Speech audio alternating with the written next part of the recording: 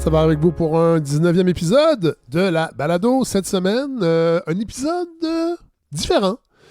Chose que je fais très rarement. J'ai invité Marie-Hélène Guay et Philippe Signa pour qu'ils viennent nous présenter leur balado qui s'appelle Le Temps des monstres. Marie-Hélène qui était chroniqueuse l'an dernier. Philippe, vous le connaissez si vous étiez, si vous suiviez les activités de Sexe Légal, entre autres, et de ses propres balados, et on va en parler tantôt avec lui. J'ai eu la chance de travailler avec lui aussi sur les textes de mon spectacle.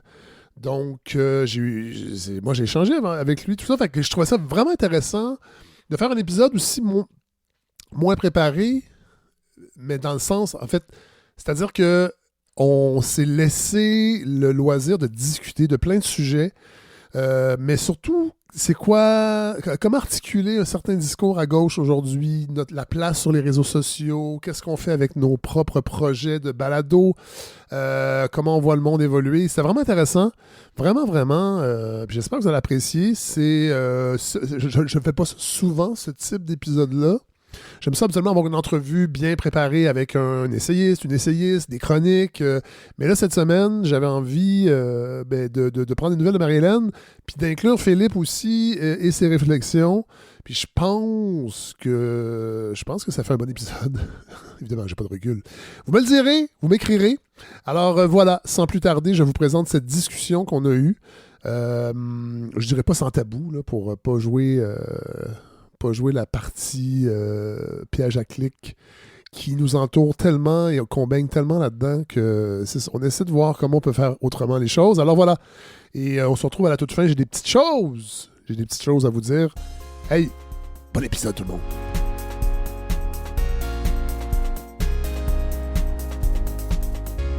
Philippe Signa? Oui. Comment ça va? Ça va bien, toi? Ben oui! Ah. Pour les millions de Québécois qui te connaissent pas. Là, on va se tutoyer. OK. Ça va être un épisode relax. Ouais. J'avais envie de ça. C'est possible d'être relax avec toi. Marie-Hélène Guay qui parle. Ouais, c'est ça. On t'a pas entendu depuis la saison 8. Ouais. La balado de Fred Savard. Ouais. Ben, j'ai parti mon propre projet avec mon dulciné. Philippe Signa. Oui. C'est ça. Moi, je suis le conjoint de Ouais. l'ancienne collaboratrice de Fred. Ben, non, c'est pas de l'ancienne. Je savais que t'étais bien occupé, puis moi aussi, on a eu un automne de fou. Puis Ouais. là, on s'était écrit cet automne, puis là, je t'ai réécrit début 2026. Puis là, j'ai fait, hey, là, faudrait venir faire un petit tour à la balado. Puis je me suis dit, ça serait peut-être le fun de parler de votre projet de podcast, entre autres, d'actualité, des réseaux sociaux, de santé mentale, peut-être, liée aux réseaux sociaux, toute cette belle vie qui nous entoure, et de ton enquête, Marie-Hélène. Oui, l'enquête que j'ai Ouais. j'ai conduite Parce avec Chris de Rover. C'est ça, Chris Oui. Curtis, parce que j'en ai parlé un petit peu ici, mais pas beaucoup. Ouais. Puis là, je me suis dit, ça serait peut-être le temps de... C'est ça, des épisodes comme ça, plus laid back, relax, pas trop préparés, mais préparés en même temps, parce que on n'est pas des clowns, nous, dans la vie. Philippe Signa, pour les millions de Québécois qui te connaissent pas, parle-nous de toi un peu. De moi? Ben, mon Dieu. Bonjour, Québec. Mon nom est Philippe. Je viens de Boucherville. Je suis un jeune bum qui est devenu un artiste. Et Ouais. c'est ça. Et maintenant, je fais du balado pour éviter de travailler. On peut-tu parler de ton passé d'humoriste? On peut. T'étais dans un groupe... On a tous quelque chose à se faire pardonner, hein? Non, mais ce qui est drôle, c'est que... moi, j'ai enseigné 2 ans à l'école de l'humour. C'est vrai. C'est là qu'on s'est connus. Oui, c'est vrai. 2 drôles d'années où C'est- j'étais prof. En sortant, j'avais quitté les apartistes. Ouais. Et j'étais très critique de l'école de l'humour. Puis Louise Richer m'avait dit, hey, au lieu de chialer, viens donc enseigner. Mhm. Puis c'était la portion pratique du cours sur l'actualité. Oui. Ou c'était politique, je pense. Humour et politique, Voilà. je crois, ouais. Voilà, puis c'est là qu'on s'est rencontrés. Ouais. Avant Sexe Illégal.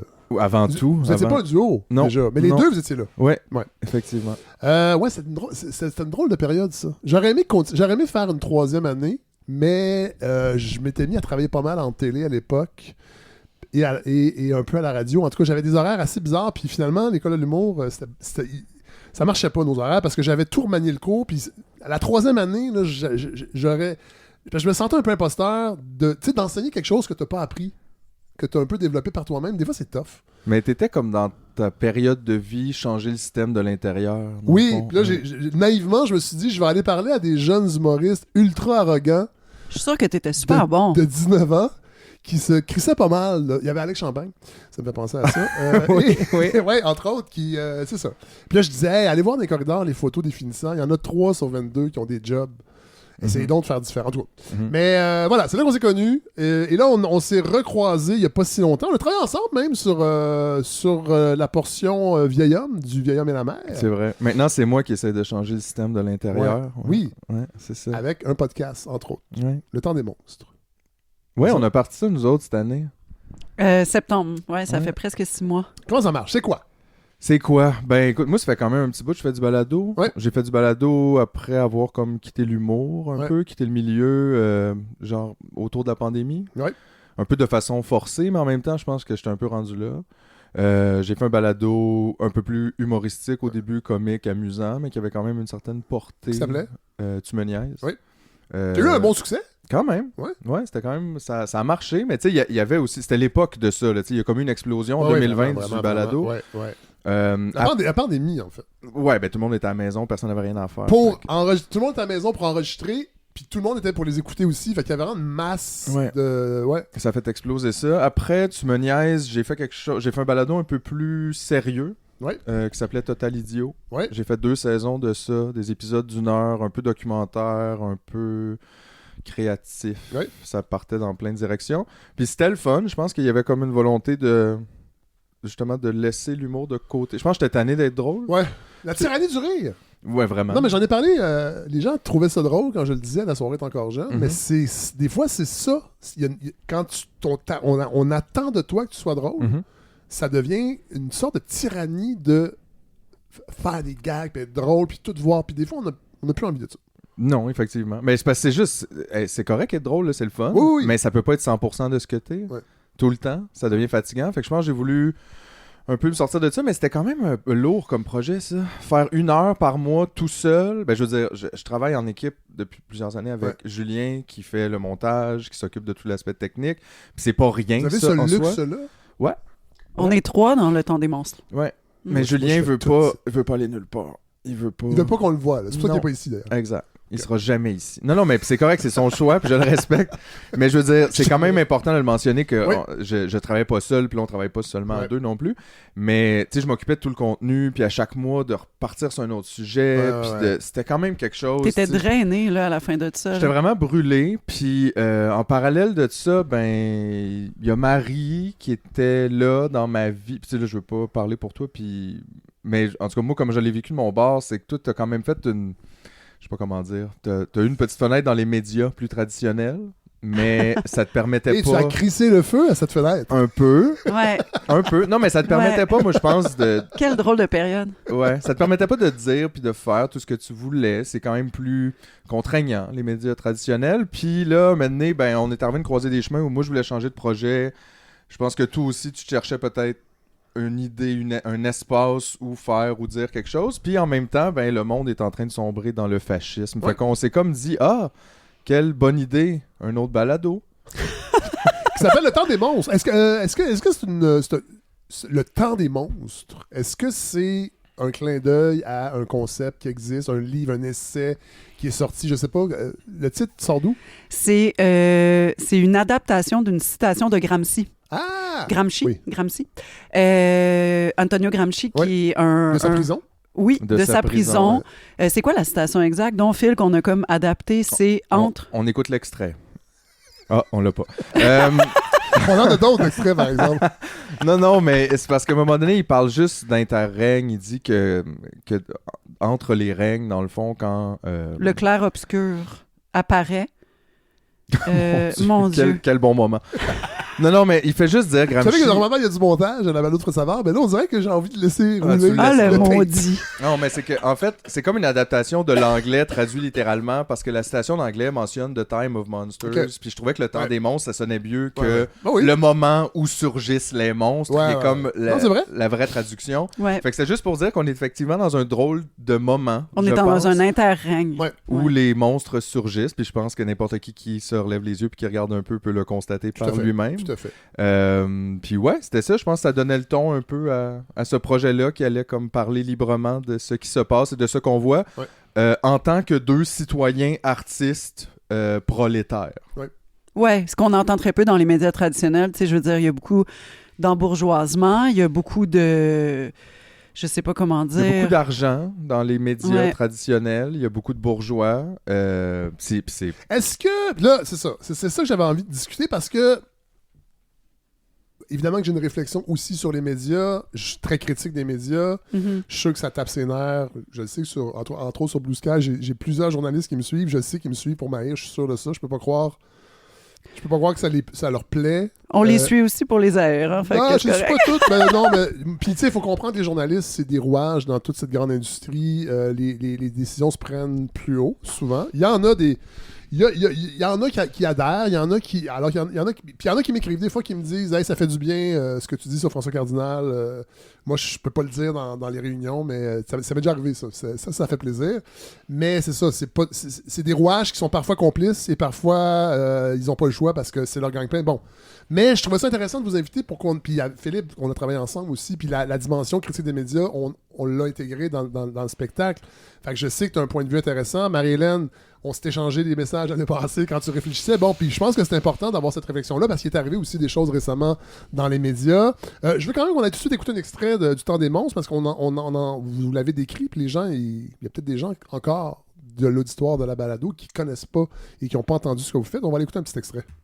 Les trois autrices appellent ça de la compassion instrumentale. En gros, on loge certaines personnes, mais sous des conditions strictes. Respecter un code de vie, se conformer à des règles, se montrer réinsérable dans la société. Les intervenants sur place 24 heures sur 24 offrent des services personnalisés selon les besoins des résidents du campement, comme le soutien psychosocial, l'aide à l'obtention de documents officiels et un accompagnement vers des ressources. Ça permet de pacifier les centres-villes et de rendre la pauvreté invisible. Mais ça règle fuck all rien. Et pire, ça marginalise davantage plus celles et ceux qui ne rentrent pas pantoute dans le moule. Genre les gens qui consomment, qui vivent avec des problèmes de santé mentale plus lourds et qui peuvent pas se conformer aux codes imposés. Ce modèle-là de DevCore, ça déplace des fonds publics vers le privé. Des fonds qui pourraient servir à financer des logements sociaux durables, pas des containers, gérés par des organismes communautaires enracinés dans les communautés, pas par des compagnies qui doivent plaire à des actionnaires. Pas les containers, c'est les containers de Mike Ward, ça? Non, mais Mike Ward, à la limite, c'est moins pire ce qu'il proposait parce que c'était temporaire. Ouais, sauf qu'il y a des experts qui avaient dit ben non, ça se peut pas, en tout cas. Ça se peut pas, puis ils ont tout pourri assez vite en plus. Mais DevCore, c'est horrible. C'est quoi ça? C'est ça. Donc, juste remettre en contexte un peu l'extrait, puis pourquoi vous aviez envie d'en parler dans le Temps des monstres? Moi, je me suis basée sur une recherche que la professeure Dalia Namian, elle qui a écrit La Société de provocation chez Lux, une grande intellectuelle qu'on a ici. Sociologue. Et elle est à l'école de travail social, je crois, à Ottawa. Dalia et Sarah Lambert ont publié une recherche à propos de DevCore, qui est une entreprise à la base de construction puis de spéculation immobilière qui s'est mise à offrir à des actionnaires d'investir dans des containers où ils logent les personnes itinérantes avec un rendement de 6%. OK. C'est horrible. En tout cas, j'ai décortiqué ça. Mais juste rassurer la population, les containers sont derrière des clôtures. Oui. Donc... c'est pas un camp de concentration du tout. Non. Les touristes ne les voient pas. Non. C'est ça qui est important. Mais c'est sur un terrain super primé au centre-ville de Gatineau. Ouais. Puis ça inquiète beaucoup de gens du milieu communautaire, mais il y a aussi beaucoup de gens du milieu communautaire qui adhèrent à ça puis qui veulent aider à travers ça. Puis je pense qu'on comprend pas l'ampleur des dangers de donner l'itinérance comme quelque chose avec lequel on peut produire du rendement à des compagnies privées. Ouais. Ça m'avait sidéré, j'avais écrit un texte là-dessus, puis c'est un de nos premiers épisodes, là, je pense que c'est notre 4e épisode. Cinquième, selon mes recherchistes. C'est-à-dire moi. Fait que ça avait fait tout un tabac, ça, parce que, bon, premièrement, un peu comme tu fais avec on a fait nos recherches, j'ai pu propulser un texte qui avait été quand même assez invisible de ces deux professeurs-là. Donc, on l'a mis dans la balado, puis ça a donné comme un rebond à leur recherche. C'était le fun pour ça. Puis dans l'angle critique des médias, je me rappelle comment cette histoire-là avait été propulsée par les médias comme une très bonne nouvelle. Enfin, une compagnie qui se soucie des problèmes de la société et qui va de l'avant. C'était beaucoup ça, l'angle, quand même, de ce qui était présenté. Mais c'est de la propagande de compagnies privées, là, ça, là, ils s'en foutent des personnes itinérantes, ils veulent juste faire du cash, tu sais. Oui, effectivement. Mais je pense que c'est ça, c'est bien d'avoir une critique des médias, mais il y a aussi, en tout cas, encore une fois, je ne veux pas parler pour toi, mais moi, quand je t'entends relater des faits comme ça, je trouve que c'est aussi donner une autre voix. C'est-à-dire, c'est bien beau de critiquer les médias, mais il faut aussi présenter d'autres choses. Bien sûr, bien sûr. Puis c'est ça l'idée d'ajouter nos voix, je pense, de dire, c'est pas parce qu'on n'est pas des universitaires, c'est pas parce qu'on n'est pas des journalistes, c'est pas parce qu'on n'est pas des bourgeois, puis qu'on n'a pas plein de cash, puis qu'on n'est pas financé par des compagnies, qu'on peut pas nous donner notre avis. Ouais. Je trouve qu'il y a un 50% de la population qui est jamais représentée dans les voix qu'on entend, si ce n'est qu'une fois de temps en temps, dans un vox pop de Guy Nantel, on est là, les gens qui font moins de 39 000 par année. Les vox pop de Guy Nantel, il y a une manipulation aussi là-dedans. Bien sûr. Je veux dire, c'est pas Infoman, je pense, qui avait démontré qu'on va toujours le même monde. Il y a des faces qui reviennent, puis qu'on peut présumer qu'ils engagent du monde pour qu'on ait l'air épais, tu sais. Ce qui serait pas étonnant. La mauvaise foi avec Nantel, c'est les seules fois qu'on voit les pauvres. Quand on voit des pauvres à Radio-Canada, c'est un vox pop devant le métro Baudry ou métro Papineau. Pendant la guiolée, on en voit. Ils sont contents de recevoir un panier. Mais vivre des hôtels. Tu sais, moi, en tant que personne qui a fait en bas de 30 000 l'année passée, le fait qu'on construit des containers pour y loger des personnes, ça m'inquiète énormément. Ça m'inquiète énormément qu'on ne finance pas plus le logement public. Ouais, en tout cas, bref, ça, c'est un autre truc, le logement, mais je pense que c'est important aussi de nommer les choses d'un angle de personnes vulnérables. Oui. Mais c'est Michael Bergeron, on avait parlé dans un essai c'est pas le dernier essai, je pense qu'il vient de publier un essai, son essai précédent, puis je l'avais reçu. Le journaliste de Sherbrooke? Oui, qui est à la Tribune. Oui. Et il avait dénoncé le manque de diversité dans les salles de nouvelles, puis que justement, on n'avait pas assez de personnes grosses, on n'avait pas assez de personnes issues de la communauté LGBT+, on n'avait pas assez de personnes qui gagnent pas un bon salaire, pas qui gagnent pas un bon salaire, une diversité des revenus, pour que les angles des sujets traités soient plus larges, en fait. Mm-hmm. Mais la diversité la moins présente dans les médias, c'est les pauvres. Oui. Il n'y en a juste pas. C'est vrai. Parce que même si t'es pauvre, à partir du moment où tu travailles dans les médias, tu ne l'es plus. Tu t'embourgeoises. Très rapidement. Attendez. Non, mais si t'as une grande place à la télévision, à la radio... Je veux dire, tu finis par dépasser le salaire médian, qui est de 39 000. Employé. Parce que si tu restes pigiste, on s'entend que les médias multiplient le pigisme. Je comprends, mais c'est pas vrai que tous les gens qu'on entend... Pas tous les gens, mais ce que je veux dire, c'est que si t'es pigiste, t'as pas un grand rôle non plus. Si tu deviens une figure reconnue dont le nom est entendu souvent... Puis je te parle pas nécessairement de faire des salaires faramineux, incroyables de 400 000 par année, mais il faut quand même comprendre que 50% de la population au Québec fait moins de 39 000 $ par année. Où sont ces gens-là dans le discours public? Nulle part. C'est vrai. Et au Parlement? Je veux dire, c'est pas des gens qui vont prendre des décisions, ils sont pas consultés, ils sont pas dans les milieux universitaires. On voterait pour des pauvres. C'est un pauvre. Moi, je suis quand même pour le vote aléatoire, là. Ouais. Pas le vote aléatoire, pardon. C'est pas un peu ce que les gens font déjà, le vote aléatoire? Un peu. On essaye. Je parle de mettre des gens au pouvoir par la pige. Ouais. Je pense que ça serait très bénéfique pour la société. Introduire une part de hasard. Parce que là, on a juste des entrepreneurs, puis on voit bien qu'est-ce que ça donne. On a des avocats. Des avocats, des médecins, puis des entrepreneurs. On a écouté un autre extrait de Le temps des monstres. Vous allez accoucher où, vous? Et vous allez faire quoi avec votre bébé? C'est vous qu'on tue. C'est pas les autres, c'est vous. Si vous écoutez ceci, c'est juste que votre tour n'est pas encore arrivé. Mais soyez sans crainte, il va venir tôt ou tard, quand on aura fini avec ceux qui n'ont pas eu votre docilité et votre dévouement au travail. Un jour, ce sera vous, assis sur une chaise dans une halte chaleur. Un jour, ça sera vous, assis sur une chaise dans une halte chaleur, les cuisses en sang et un verre d'eau à la main.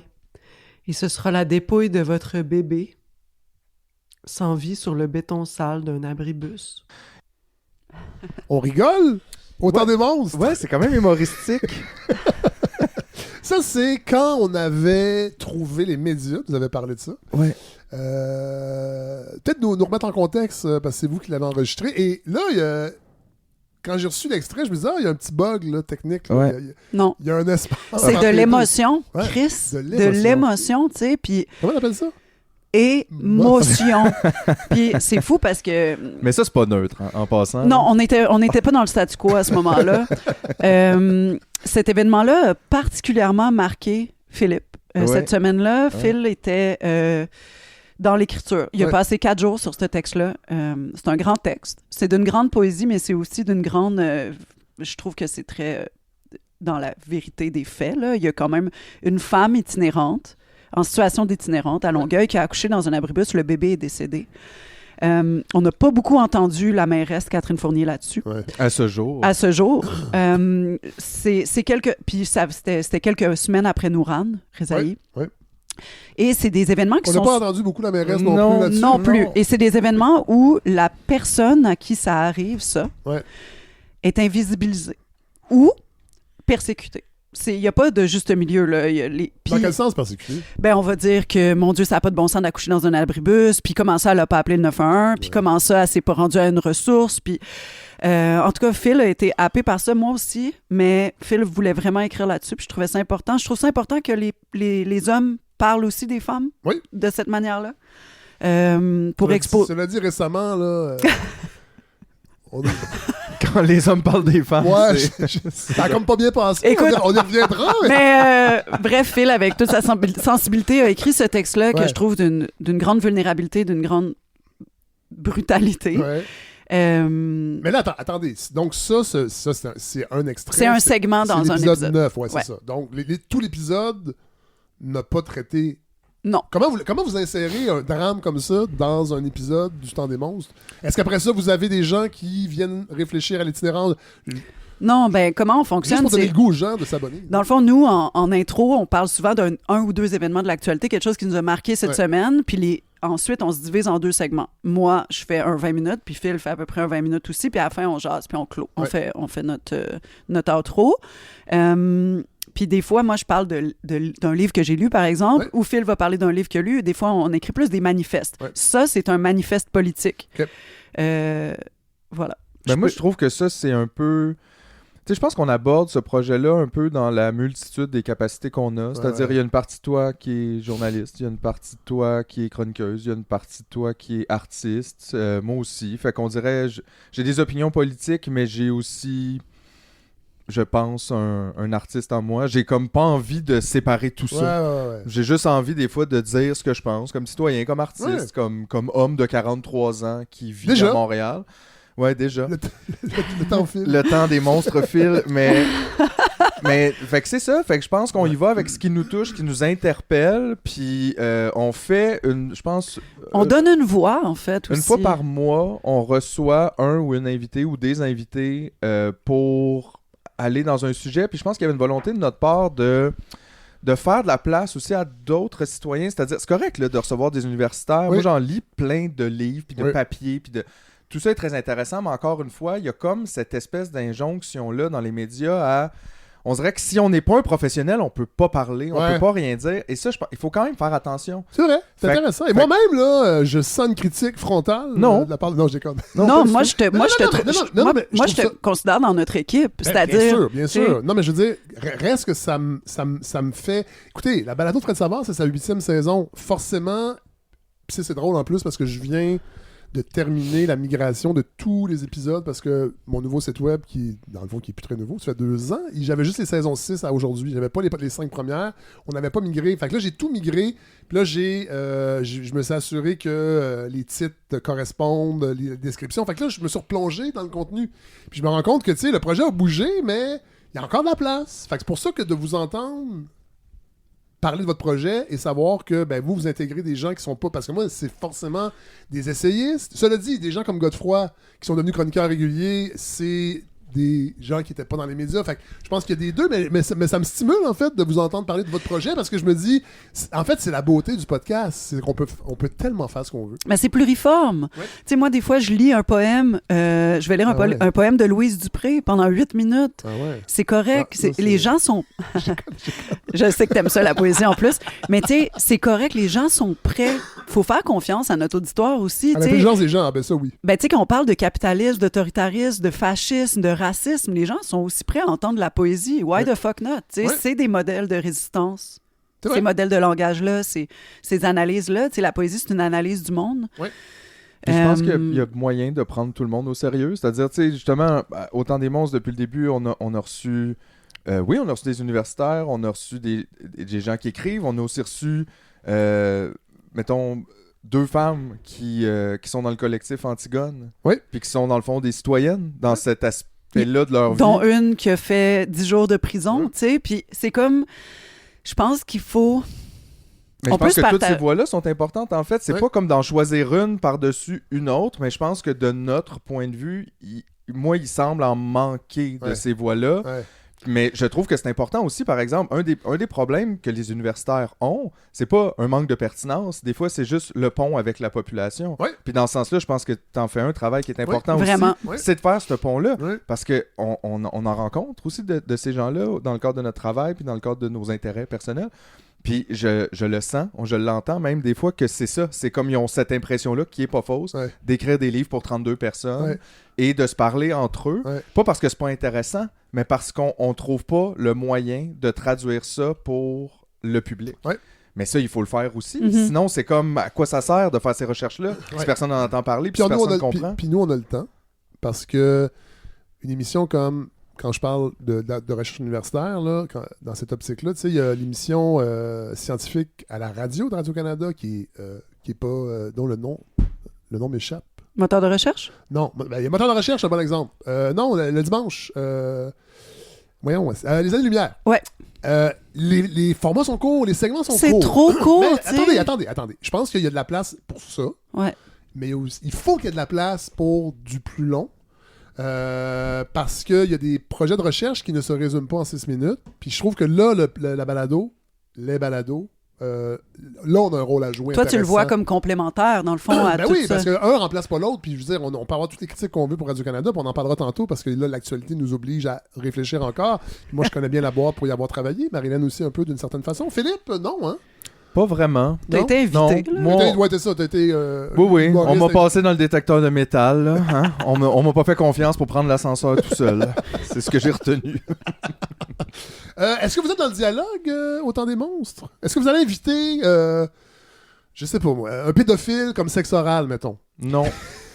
Non, pour vrai. En tout cas, je ris, mais c'est pas on drôle. est un balado de gauche qui vise l'égalité pour tous. Un balado? Ah, c'est vrai, toi, tu dis une balado. Hein? Ben oui. Mais je sais pas, on n'a pas défini. Pour une fois que le féminin l'emporte, Marilyn. C'est vrai. Moi, je dis souvent un podcast. Un podcast, oui, c'est ça. Mais je suis désolé, PSPP. Il va probablement m'écrire. Ouais. Ouais, très fâché. Vous êtes pas solidaire de la culture québécoise? Non, vraiment pas. Mais dans le sens, nous, on se prétend pas neutre ou dans le statu quo. Là, c'est-à-dire, nous, on est de gauche. Ouais. On est d'extrême gauche, même. Parce que je pense... Ben moi, je pense pas qu'on peut dire qu'on est de gauche sans dire qu'on est d'extrême gauche. À quel point tu peux trop vouloir le bien commun? Non! C'est une calisse. Mais tu sais, je pense qu'il y a comme aucun désir de débat. Là. Nous, on veut pas débattre avec genre... Pierre, Étienne Beauregard, whatever the fuck. Là, Alexandre Beauregard. Ouais, j'ai pas envie de voir sa petite... Le chercheur chrétien. J'ai pas envie de voir sa petite crise de face. Moi, j'ai envie de parler de choses qui vont nous mener vers le bien commun, vers l'égalité économique, sociale des gens. Mais aussi la culture du débat, je sais même pas à quoi ça sert, honnêtement. Ça, c'est vraiment fascinant. Puis bon, moi, on me le replongeait, c'est drôle, je me replonge dans on les te épisodes. Reproche ces affaires non, de pas recevoir? Oui, Éric Bédard, entre autres. Éric Bédard, il trouve que j'invite pas assez de gens dont je suis pas d'accord avec. Il y a 6 ans, tu as reçu Mathieu Bock-Côté, là, je pense que tu as donné. Attendez, non. Je l'ai pas reçu, il s'est imposé. Arrête, c'est sérieux? Ben oui. On écoute un extrait. Attendez, avoir su. Non, mais j'aurais. Ouais, non, mais là, vous me prenez au dépourvu parce que oui, en fait, j'avais reçu Marc Fortier. Oui, c'est ça. Pour Mélancolie identitaire, son essai où il avait passé une année à Toulé et Bock-Côté était fâché. Puis à l'époque, on n'était pas en lien, mais on n'était pas. Parce que nous, on a déjà festoyé ensemble, moi puis Mathieu Bock-Côté. C'est vrai? Chez Jean-Martin Hossan, entre autres. Qu'est-ce qui se passe? Ouais, ça, c'était dans le temps de la soirée. Mais on dirait que... Jean-Martin, je sais pas s'il le fait encore, je le salue, mais il tenait le salon. C'est-à-dire qu'il invitait des gens idéologiquement proches, mais en même temps avec des différences. Fait qu'il m'est déjà arrivé de passer des soirées avec le sociologue Dandy Dissident. 2 fois, en fait, 2 soupers. Puis c'était quelqu'un qui peut être assez drôle, qui a de l'esprit, tout ça. Mais évidemment, il peut pas s'empêcher d'être lui-même. Mais il s'est fascisé. Oui, ça c'est clair. Oui. C'était moins pire il y a 8 ans. Oui, et probablement pas par accident non plus. On peut quand même remarquer qui paye ces gens-là. Oui, c'est ça, on peut pas le nier, mais tu sais, le germe était là. Ouais. Je pense que ça, il n'y a pas de doute. Là. Ouais. Mais donc, et là, ben, il se sentait... Il me connaissait assez pour m'écrire, pour faire « Hey, là, t'as invité Marc Fortier, Fait qu'il était arrivé, écoute, il haletait déjà en arrivant. Il avait pas commencé à parler, puis là, c'est ça. Là, tu as donné la parole, alors... Puis là, Simon Jaudoin était là aussi, puis on avait essayé de le contenir. Puis là, dans ma tête, je disais « OK, je vais lui donner... C'est vrai, je vais lui donner un droit de réplique. Pourquoi pas? » Puis c'était correct. Puis je pense qu'à l'époque, j'étais encore sur la ruche en sociofinancement et je m'étais servi de la présence de Bock-Côté pour dire aux gens, si je dépasse pas mon objectif, qui était de 50 000 à l'époque, il va devenir collaborateur régulier. Oh my God! C'est bon. Et j'ai déplacé, j'ai dépassé l'objectif. C'est super bon. Les gens ont eu peur. Puis après ça, j'ai déjà invité Jérôme Blanchet-Gravel. Oh shit. Suggéré par un auditeur à l'époque, parce qu'il trouvait que, c'est ça, les gens, on était beaucoup dans le dialogue, fait que j'ai essayé, je l'ai invité une fois, puis il y avait rien à dire. Est-ce que tu trouves que c'est des moments qui sont féconds, tu sais? Non. Moi, j'ai décidé de ne plus faire ça, tout simplement. Cela dit, va quand même falloir un jour se parler. Puis je suis très ambivalent. Je suis pas sûr, moi. Ben c'est ça, je suis ambivalent, mais il y a une partie de moi qui dit, si les réseaux sociaux n'étaient pas là, ces gens-là existeraient, puis on les croiserait quelque part et ça se passerait pas de la même façon. Fait que ma réflexion, elle est pas terminée. Pas que je vais inviter ces gens-là dans mon podcast. Moi, j'ai décidé, moi, je crois à plusieurs bulles médiatiques qui cohabitent dans une société. Moi, j'invite des gens dont j'ai aimé les essais, je pense qu'ils doivent être lus. Alors, je les invite, on en discute. Mes chroniqueurs ont des idées intéressantes et ça devient une bulle médiatique qui est disponible. Puis après ça, il y a d'autres podcasts, il y a le vôtre, il y a les podcasts de droite, je suis pas content qu'ils existent, les podcasts d'extrême droite, mais je pense que tout ça participe à un dialogue, sans qu'on s'invite mutuellement. Jonathan Durand-Folco est venu ici il n'y a pas si longtemps. Lui, il croit plutôt que non, on va s'asseoir avec ces gens-là, on discute. Après ça, je l'ai recroisé, puis tu sais, il est allé genre à Rémi Villemur, puis il sentait qu'à la fin, là, les dés étaient pipés. Mais c'est parce que Fred, ça finit toujours par être ça. Il y en a un qui est l'oppresseur, puis l'autre est l'oppressé. Dans ces conditions, comment établir un dialogue? Mais ça, c'est ta lecture. Parce que l'oppresseur se sent pas oppresseur. La droite économique écrase les moins bien nantis. Oui. Donc, mais ça, c'est l'affaire aussi. Puis là, je veux pas être plate, là, mais c'est quand même un peu... Sois pas plate. Mais c'est quand même un peu un privilège de la bourgeoisie d'avoir le temps de discuter aussi. C'est vrai. C'est-à-dire que le monde qui perd leur logement, puis les gens qui se retrouvent à la rue, puis ceux qui n'ont pas de quoi pour nourrir leurs enfants, je pense que ça les sert pas très bien qu'on discute et qu'on prenne le temps de s'ouvrir. Puis continuons de dialoguer. À un moment donné, pendant ce temps-là, regardez ce que les 20 dernières années, les 40 dernières années de politique ont donné. 60, 70. Tout à fait. Je veux dire, on perd des conditions matérielles à chaque année, à chaque gouvernement élu. Puis il y a encore des gens pour penser qu'on a des gouvernements de centre-gauche. Je veux dire, il y a quand même... Mais j'ai quelque chose à dire, par exemple. Tu sais, s'il y avait moyen de se réunir sur les conditions matérielles, puis qu'une personne comme Rémi Villemur faisait des prises de parole pour les moins avantagés de la société, se mobilisait contre la crise, pour aider la... Il faut qu'il y croie avant. Non, mais ce que je veux dire, c'est que non seulement on est séparés par des barrières socio-économiques, mais on est aussi séparés par des valeurs. Oui. Des valeurs de genre, moi, je veux que tout le monde mange et ait un logement abordable, mais pas ces gens-là. Donc, comment je suis supposée aller discuter avec des gens qui veulent que la moitié de la population crève? Genre, c'est ça que tu sais, je sais que j'ai l'air comme intransigeante, mais si on était réunis sur nos conditions matérielles avec la droite, on pourrait faire alliance. Mais c'est pas ça, en fait. Eux, c'est des dominants. Tu sais, Puis encore une fois, j'ai rien contre le fait que certaines personnes veulent faire du dialogue, qu'ils le fassent. J'empêche pas ça. Mais qu'est-ce que ça a donné que Jonathan Folco ait parlé avec Étienne? Non, mais attends. C'était gênant, littéralement. J'ai pas écouté. Mais c'est parce que j'avais peur. Alors moi, je pense que les femmes devraient rester à la maison. Ah, pas moi. Tu sais, voyons, Chris. Oui, non, OK. Ça, je suis d'accord. Mais, reste que va falloir se soucier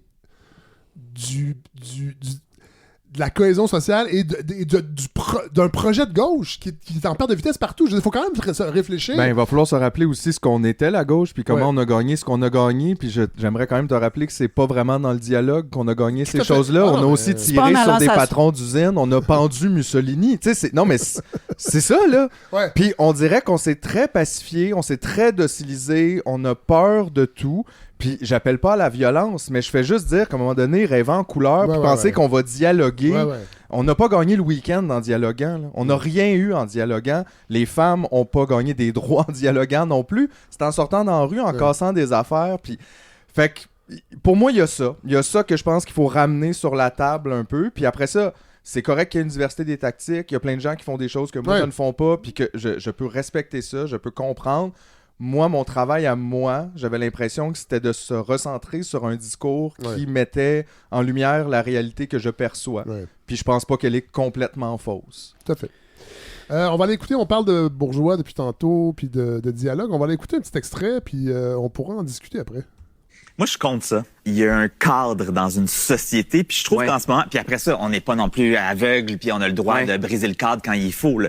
Mais je trouve qu'à un moment donné, si on ne respecte plus rien, on ne respecte plus l'autorité, c'est l'anarchie. On en parlait d'anarchie, parce que lui, c'est un anarchiste. Mais...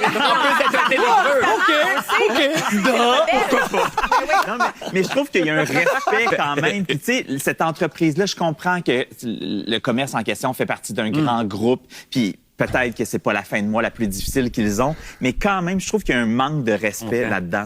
Si vous voulez, faites un don à un organisme qui va offrir de l'argent aux démunis. Mais je ou développer un programme qui va aller chercher la nourriture qui est proche d'être périmée, mais qui est encore bonne et qui pourrait être donnée dans des écoles. Ce qui existe déjà d'ailleurs. Oui, non, mais absolument. Il y a aussi les cadenas, ces containers aussi. Ça va vraiment avoir changé quelque chose, je pense. Catherine Toupin, elle sait peut-être pas, là, mais il y a des épiceries qui mettent des cadenas. Ben oui, pour pas qu'on salisse autour de la poubelle. Ben, surtout pour pas qu'on fasse baisser. Ce qu'elle propose, en fait, c'est qu'on transforme les containers en machines distributrices où les pauvres peuvent mettre $1 puis recevoir une salade pourrie. Bon, pour les gens qui écoutent pas la télé, c'était un extrait de On va se le dire. Une émission duquel j'ai participé plusieurs fois. J'étais le token de gauche pendant un bon 4 ans. Mes hommages. Ouais, là, je pense que c'est Vanessa Destiné qui m'a remplacé. Moi, je n'y vais plus parce que j'ai refusé de m'asseoir avec Stéphane Bureau pendant 90 minutes et ils ont choisi Stéphane à ma place. Et là, la personne qu'on entendait, c'est Jean-Philippe Dion, qui est un gros producteur à la télé québécoise. Il domine le... Riche producteur. Oui, mais ça, il s'est retroussé les manches. Oui, il a travaillé très fort. Bon, faut lui donner. C'est ça. Puis, il y a qui anime Star Academy. Bon. Il y a que droit à ses opinions, même si ce sont des opinions de marde. Mais pourquoi Radio-Canada? On pourrait arrêter la question là, on pourrait juste arrêter pourquoi Radio-Canada? On passe à la pause. Je trouve qu'on n'en parle pas assez de la responsabilité. Puis après ça, on parlera aussi de l'huile sur le feu avec ce qui s'est passé avec Elisabeth Lemay. Puis parce que cet extrait-là a été retiré. Puis moi, j'ai travaillé à Radio-Canada à la soirée d'Encore jeune. Puis je me rappelle avec Jean Gagnon, qui était un réalisateur, un vieux de la vieille qui connaissait tout du métier. Nous avait dit, parce que nous aussi, nous arrivait d'avoir des plaintes, puis bon, les gens chiolaient, il disait qu'il faut jamais enlever Je suis d'accord. Il faut jamais enlever un extrait. Un diffuseur doit jamais faire ça. Moi, j'aurais préféré qu'il le laisse. Il faut que les gens voient ce qui se dit. Parce que dans le fond, quand tu l'enlèves, tu te condamnes toi-même. Mais il y a deux choses. Cela dit, on sait pas... Il y a deux choses. Je vous explique. Ouais. OK. Il y a Elisabeth Lemay, qui a vu son segment se faire retirer des réseaux sociaux. Ouais, mais pas d'audio. Non, pas d'audio. Ça, c'est bien sûr. L'audio, c'est comme se retirer des réseaux sociaux. Parce une fois sur deux, ça marche pas. Et le segment dont on va se le dire, ce sont deux situations entièrement différentes. Dans tous les cas, je suis d'accord avec toi. On ne devrait jamais retirer parce que ce sont autant de preuves de choses qu'on doit voir. OK? Oui. Et, bon. Mais attendez. Mais c'est pas Radio-Canada qui a enlevé. Ben, c'est Radio-Canada qui l'a enlevé, on va se le dire. Mais c'est parce que les gens dans le segment ont eu honte de s'être vus ainsi exposés. Ça, t'as-tu lu ça sur Reddit? Une source à l'interne à Radcan. Bon, OK. Ce que je veux dire, c'est que là, on a des bourgeois qui ont dit des conneries à la télé et qui ont ils n'ont pas été capables de se revoir faire ça. Ils n'ont pas été capables d'avoir été confrontés à ça et ils ont fait pression pour que ça soit enlevé. Mais il y a eu un énorme ressac. Et là, pour mettre en contexte... Je me calme. Non, je te dis pas de te calmer, mais il faut juste mettre en contexte. Jean-Philippe Dion et le panel, j'ai juste vu l'extrait audio, j'ai pas vu qui était autour de la table. Okay. Il y avait Catherine Toupin, il y avait Vanessa Destinée. Francis Reddy, l'anarchiste. Ils l'ont traité d'anarchiste, puis c'est comme... Ils ont galvaudé ce terme-là à la radio. Alors qu'il n'y a jamais vraiment un anarchiste à Radio-Canada, puis ça, c'est un hostie de problème. Oui. D'ailleurs, la presse, j'ouvre une parenthèse, là, ils ont entamé un dialogue avec 3 Trumpistes, là. C'est Philippe Mercure, je pense, qui envoie des courriels à 3 Trumpistes, puis là, après ça, il fait un texte pour dire... Est-ce qu'ils sont laids, man? Mais, parce qu'il faut parler aux gens qui sont pas de notre de notre camp. Là, je suis comme, vous avez... Puis c'est des libertariens, tu sais, vous avez Sylvain Brisebois, puis Tacha Kérédine de l'IADM comme chroniqueur. Je pense que vous avez le point de vue des libertariens. Il devrait faire le même segment avec 3 anarchistes. Là, ça serait intéressant. Mais le pire, c'est que ces espaces-là ne sont pas safe pour nous. Non. Okay. Voilà. Donc, il y a ce discours-là. Il l'enlève. Puis là, il y a l'histoire d'Elisabeth Lemay, que j'ai pas entendue parce que j'écoute pas de l'huile sur le feu. J'ai vu, bien sûr, passer. Qu'est-ce qui s'est passé, Marie-Hélène Guay? Parce que je pense que tu as quand même participé à mettre de l'huile sur le feu. Ben non, mais non, moi j'ai écrit un petit texte après pour expliquer que je trouve que Radio-Canada ne devrait jamais retirer un extrait, peu importe lequel c'est. Ouais. Mais là, le truc, c'est que eux, quand ils ont fait les excuses à Elisabeth pour avoir enlevé le segment, ils ont dit « On n'aurait jamais dû mettre ça en ligne. » Mais... Ça, c'est qui a fait ça?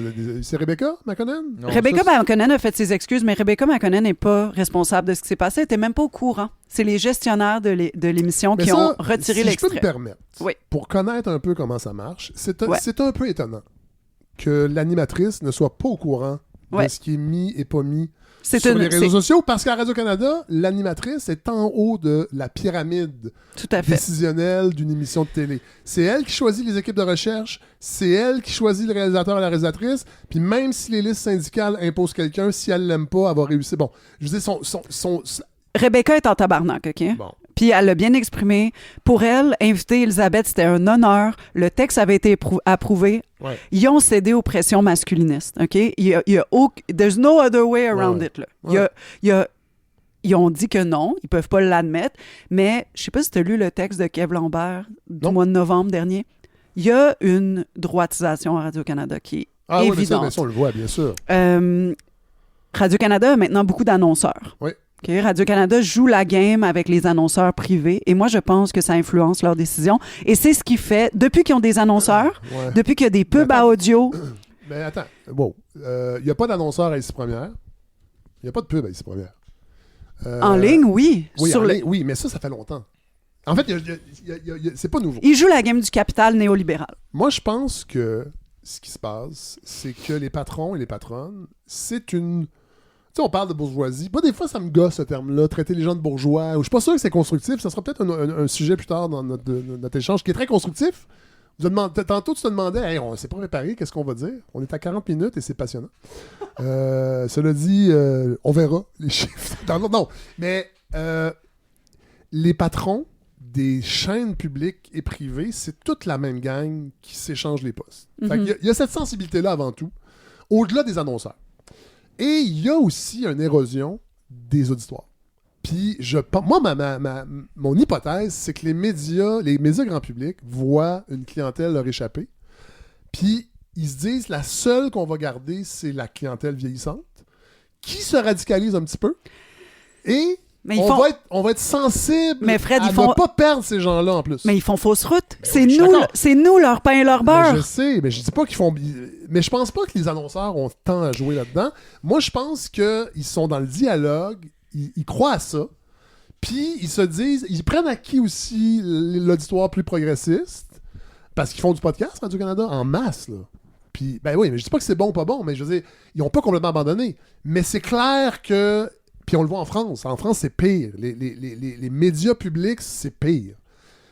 L'infiltration des personnalités avec des idées d'extrême droite, on les entend partout. Ouais. À RDI, qu'une fille comme Karim Abric ait une tribune à la télé publique, ça n'a pas de maudit bon sens. Mais quand même, ils ont des émissions de philo. Où elle est rendue présentement? Parce qu'elle n'a pas toujours été comme ça non plus. Là. Non, il paraît qu'elle était plus soft avant. Mais elle était à Cube quand même. Non, mais... J'ai déjà fait de la radio avec elle. Les bourgeois se radicalisent. Ben, je veux dire, ils savent où leur intérêt est. Phil, c'est quoi ton take là-dessus, Phil? Parce sur que, quoi? sur ce qu'on vient de parler, tu sais, qu'est-ce que tu penses de l'affaire des annonceurs? Tout ça, moi, je pense qu'il y a un jeu de capital autour de ça. Parce que les annonceurs, là, à RDI, regardez les pubs à RDI, là, pis c'est des installations de bains assis pour les personnes âgées. Là. Je pense pas qu'ils croulent sur les profits, les millions de revenus avec des pubs comme ça. Là. Parce qu'ils n'ont pas de code d'écoute. OK, mais peut-être qu'en dehors des annonceurs, Fred, il y a toute l'idée que les néolibéraux, que sont Radio-Canada, sans équivoque, ne peuvent pas accepter qu'il y ait des plaintes à propos d'une féministe en ondes. Ils n'ont pas backé Elisabeth. Ils auraient dû backer Elisabeth. Mais ça, je suis tout à fait d'accord. Ils ont eu peur de perdre un auditoire. Qui est l'auditoire qui écoute les pubs de gens assis dans le bain? Mais je pense que c'est pas la bonne équation. Premièrement, Radio-Canada, là, la grande peur de Radio-Canada.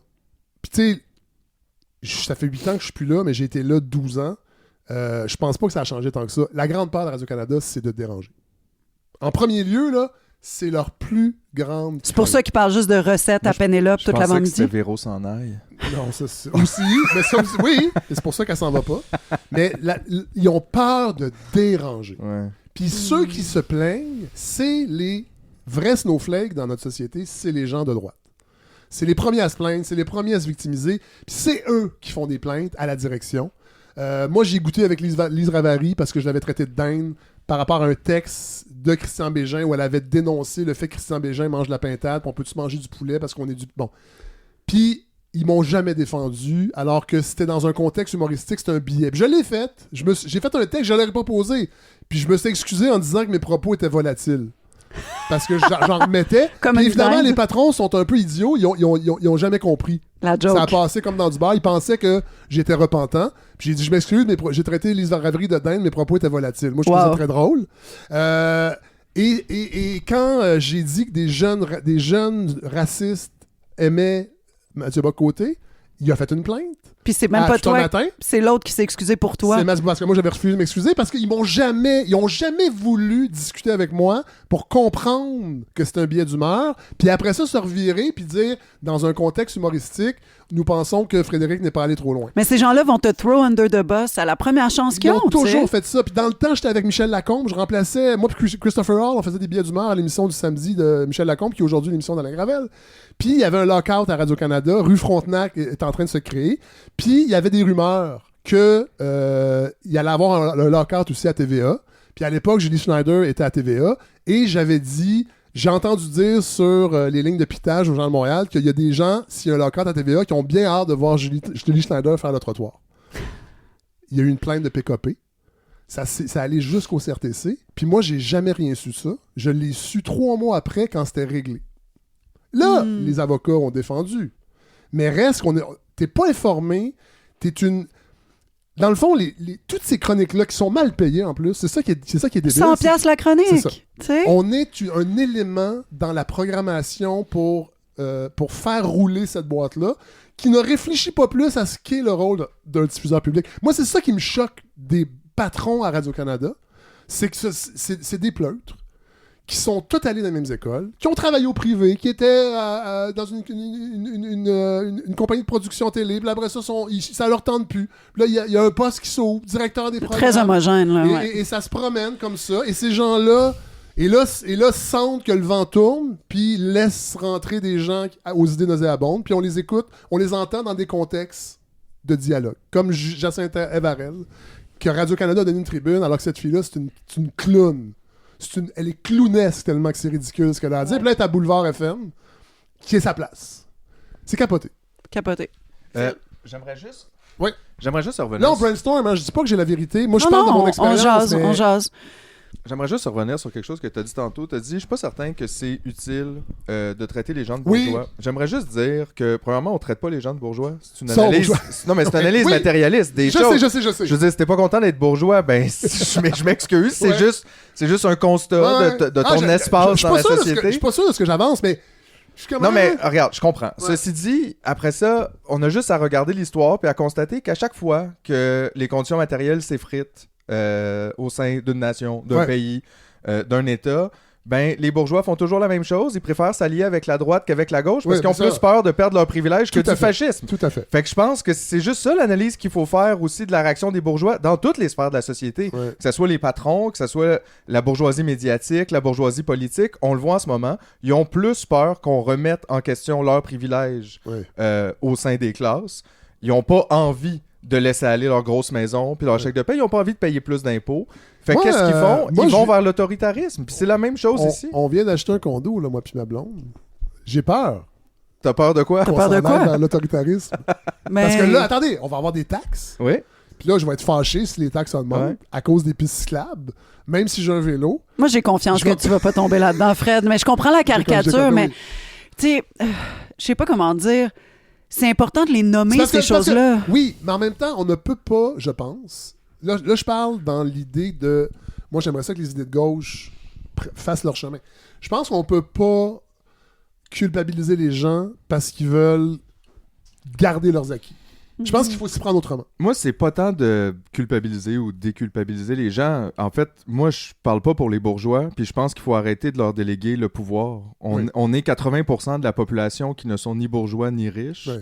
Peut-être que ça serait le temps qu'on leur prenne le pouvoir, puis que nous, on décide comment on veut l'organiser, cette société-là. Puis les gens, ben, ils auront bien ce qu'on veut leur donner. Ce qui est un peu ce qui se passe en ce moment, mais avec une minorité au sommet. C'est vrai. Fait que je veux dire, peut-être c'est juste le temps de revirer ça de bord. Ouais. Fait que moi, je suis pas là. Et comme dirait Serge Fiori, on a mis des pauvres au monde, il faudrait peut-être les écouter. Exact. Mais il a aussi dit le monde est virtuel. Mais ceci dit, non, mais je veux dire, je suis même je prends mes courriels sur mon toaster. C'est drôle à dire, mais moi, je me lève pas le matin en étant contre les bourgeois. Au contraire, je suis pour les prolétaires. Point final. Ouais. C'est comme ça que j'enligne ma pensée. C'est comme ça que je vis les choses. Un peu comme quand on est féministe, on n'est pas en contre les hommes. Attendez.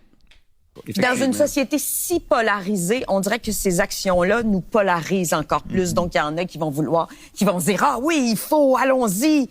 Puis d'autres personnes vont se mettre contre ces gens-là. J'ai l'impression que peut-être que c'est pas l'idéal. Mais en même temps... Personnellement, je veux pas faire l'apologie du vol à l'étalage, mais je pense que l'indécence, quand même, va des deux sens. Moi, quand il y a des gens qui engrangent des profits astronomiques sur des biens de première nécessité, on sait que le visage des gens qui ont recours aux banques alimentaires change partout au pays. Pendant ce temps-là, on a une minorité de gens qui s'enrichit énormément, qui détient une grande partie de la richesse au Canada, et il n'y a pas de plafond sur certains prix, sur certains aliments. Et moi, je ne comprends pas, en fait, pourquoi c'est pas une priorité gouvernementale. Je sais qu'au Canada, le gouvernement ne peut pas intervenir, mais je comprends pas que nos lois sont conçues de façon à empêcher notre gouvernement à mettre un maximum, un plafond sur le prix du lait, sur le prix du pain, sur le prix des aliments de première nécessité. Alors ça, c'était Vanessa Destinée? Oui. Qui tentait un peu de remettre... Qui a fait de son possible, mais qui fait juste nommer... la fucking base. On devrait même aller plus loin dans ces estis d'émissions-là, puis nationaliser la nourriture, nationaliser le logement. Mais là, t'as tout le temps Pierre-Yves McSween qui est comme « Ouais, mais les gens vont voler, ils vont en profiter, ils vont être paresseux. » C'est ça le problème, c'est que Vanessa, là, elle fait juste dire « la base ». Et ça, c'est de gauche. Ça, c'est de gauche. Non, Chris, c'est genre la... Puis elle se fait regarder avec mépris par Jean-Philippe Dion quand elle dit ça, tu sais. C'est drôle aussi, c'est toutes ces histoires-là, les gens vont être paresseux. Il faudrait qu'on ait beaucoup plus de gens paresseux. Là, on utilise 4 planètes par année. Ça va nous en prendre du monde qui reste à la maison. Les gens étaient pas paresseux. Non, mais vous pensez que c'est quoi la décroissance? Les gens sont drôles avec ça. Ça parle de décroissance en théorie. Ça nous prendrait... Mais une décroissance, ça implique aussi qu'à la fin de la journée, tu restes assis chez vous puis tu consommes rien parce qu'on produit moins puis il y a moins à consommer puis c'est toute une roue qui tourne, ça. Puis là, on est là puis on se fait toujours parler de productivité puis le problème, ça serait les pauvres qui produisent pas assez. Non, je suis désolé, mais je veux dire, il n'y a rien de ça qui est scientifique. C'est même pas idéologique, là, en ce moment, ce que je dis. Je veux dire, n'importe qui lit un peu, puis écoute ce qui se dit en économie, en écologie, c'est vrai. Mais ces idées-là, Philippe, ne percolent pas tant que ça dans la société parce que les gens n'y adhèrent pas tant que ça. On a de la difficulté à avoir des partis politiques qui mettent de l'avant ces idées-là parce qu'ils sont relégués dans les marges. Au Québec, je veux dire, le traitement qu'on fait à Québec solidaire, avec tout le négatif qu'on peut dire de Québec solidaire, de l'organisation interne, des stratégies, bon. Mais je veux dire, moi, ça me fait capoter. L'autre jour, j'entendais Midi Info avec Hélène Buzetti puis Pierre Duchesne, et ils parlaient du congrès du Parti conservateur où ils ont adopté, entre autres, l'idée que s'ils sont au pouvoir, ils vont permettre aux gens, dans le fond, si quelqu'un vient sur ton terrain pour peut-être te menacer, tu peux le gonner. puis tu n'auras jamais de conséquences judiciaires. Ben, Attends, et là, ils décrivent ça et jamais le mot idéologie n'est mentionné. Mais quand ils parlent de Québec solidaire, surtout Hélène Buzetti, Pierre Duchesne est plus nuancé. Je sais pas comment tu fais pour écouter ces gens-là. Non, mais le midi, en cuisinant, des fois, je peux pas toujours écouter des vieux lancers comptes. Faut que j'écoute quelque chose d'un petit peu dans l'air du temps. Mais... véridique. J'écoute encore Midi Info. Des fois pour me fâcher, des fois parce que ça parle d'actualité, puis bon... Mais je veux dire, à chaque fois qu'on parle de Québec solidaire, c'est de l'idéologie. Mm-hmm. Ouais, ben, alors je veux bien croire là, que la décroissance, ça va de soi quand on lit, mais visiblement non, parce que on n'est pas là-dedans du tout dans les propositions politiques. La propagande de droite et dominante est très forte. Mais non, mais d'un, tu le dis, justement, ces espaces-là sont pas neutres. Les espaces qui reçoivent les deux côtés ne sont pas neutres. D'un côté, ils reçoivent ça comment ça se peut, ils ont le droit d'être conservateurs, on sait quoi, on peut plus. Puis de l'autre base, c'est idéologique. Puis moi, je pense que le problème de la gauche, un peu partout, mais au Québec en particulier, c'est qu'elle est beaucoup trop molle. Ouais. Qu'est-ce que Québec solidaire... lapsus! Qu'est-ce que Québec solidaire fait? Non, mais je suis tanné d'entendre parler des pronoms puis des serviettes sanitaires, puis je dis pas que c'est pas important. Ça paraît qu'ils payent pas. Non, mais ça paraît, oui. Mais ce que je veux dire, c'est que... Je suis d'accord, c'est sont complètement... Je pense pas que ces choses-là sont pas importantes, mais ça devrait être le point 139 du programme. Ouais. Arrivez-moi avec un programme pour les prochaines élections. Pour détruire le capitalisme. Gel des loyers, épicerie nationalisée, puis on taxe les riches à 90%. Chris, ils vont en avoir des sièges. Ouais. Je pense que les gens ont envie de quelque chose aussi. Ils ont envie de radicalité. Ouais. Puis des fois, la seule radicalité qu'ils trouvent, elle est à droite. Fait qu'ils se pitchent là. Ouais. Ils savent pas plus quoi faire parce que de l'autre bord, ils ont droit à des espèces de fausses affaires. C'est ça aussi, les néolibéraux qui se font passer pour de la gauche. Je suis tellement tanné. C'est pas de la gauche. Mais Québec solidaire, c'est un bon exemple. C'est pas que c'est pas de la gauche, mais je veux dire, c'est très mou pour moi. C'est centre-gauche maximum. Où sont les conditions matérielles dans leur discours? Où est la... Mais ils sont comme dans le grand spectacle avec les autres, tu sais. Mais attendez, c'est vraiment Je sais que tu as ta carte de Québec solidaire maintenant, fait que je veux être respectueuse. Oui, je l'ai pas reçue parce qu'ils se sont mélangés. Là, puis...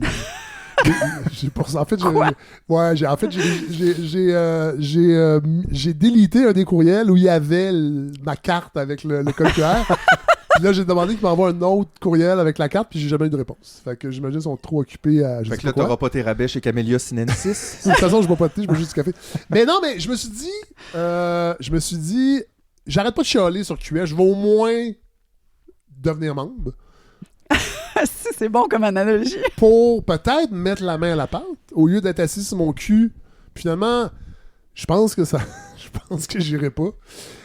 Mais c'est intéressant, Philippe, ce que tu dis, parce que là, j'ai téléchargé la petite brochure Comment faire de la France Insoumise. Mm-hmm. Oui. Et là, je suis rendu à page 12. C'est un PDF de 45 pages. Les 12 premières pages, ils racontent l'histoire de la gauche en France. Et là...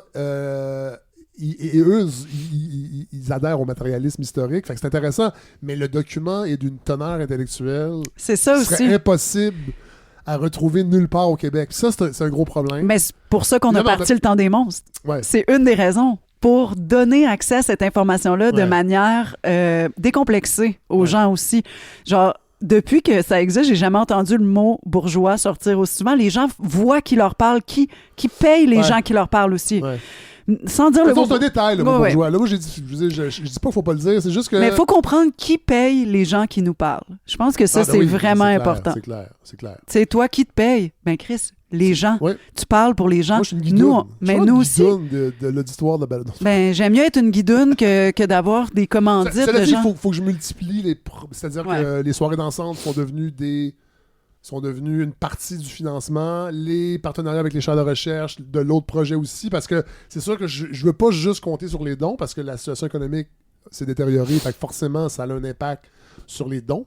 Mais j'ai encore une base de donateurs et donatrices qui est là, puis c'est capoté. Puis je dirais qu'aujourd'hui, ma place de personne qui donne son opinion a changé aussi. Puis là, je m'adresse vraiment uniquement à la communauté. Puis là, c'est ça va être le prochain sujet que j'aimerais aborder. Peut-être plus avec Marie-Hélène, parce que je pense, Philippe, les réseaux sociaux, t'es pas super présent. Pour moi, les réseaux sociaux, c'est juste une vitrine de magasin. C'est pour que les gens rentrent dans ton magasin. J'ai pas envie de passer du temps là vraiment ou de m'exprimer là-dessus. C'est juste des espaces de débat et de chicane et de... Personne n'a jamais rien appris, compris ou changé d'idée. Pour moi, là, dans ces endroits-là. Je suis pas mal à la même place. Puis... Mais t'as été longtemps très présent aussi. Tu faisais beaucoup de jokes avec Sexe illégal. C'était viral, tes affaires. C'était le début aussi des réseaux sociaux. Puis on essayait tous de se tailler une place. Mais à un moment donné, tu réalises que c'est plus comme un problème mental que... En fait, on est à la même place parce que je me rends compte que dans le fond, je participe au bruit qui nourrit la machine. Puis là, Marie-Hélène, t'es pas tout à fait dans la même... parce que toi, tu y crois à la prise de parole sur les réseaux sociaux. Puis il y a plusieurs personnes à gauche. Marie-Ève Coton? Ouais. Non, j'allais dire Marie-Hélène. Marie-Ève Coton, Alexandre Dumas, Jonathan.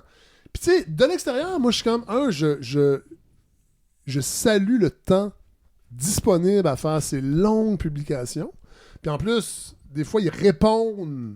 Ouais, moi, je suis moins là-dedans, par exemple. Là, je suis comme, moi, j'ai pas ce temps-là. Et j'ai pas... Moi, je me suis rendu compte... Moi, la seule plateforme sur les réseaux sociaux où je suis présent, c'est Blue Sky. Parce que il y a une éthique... En fait, il y a une culture de faire barrage aux trolls qui commence à avoir des petites fissures, mais c'est gérable. Moi, je peux plus passer du temps à bloquer du monde, à gérer du monde qui m'envoie chier, qui me traite de gauchiasse, de ci, de ça.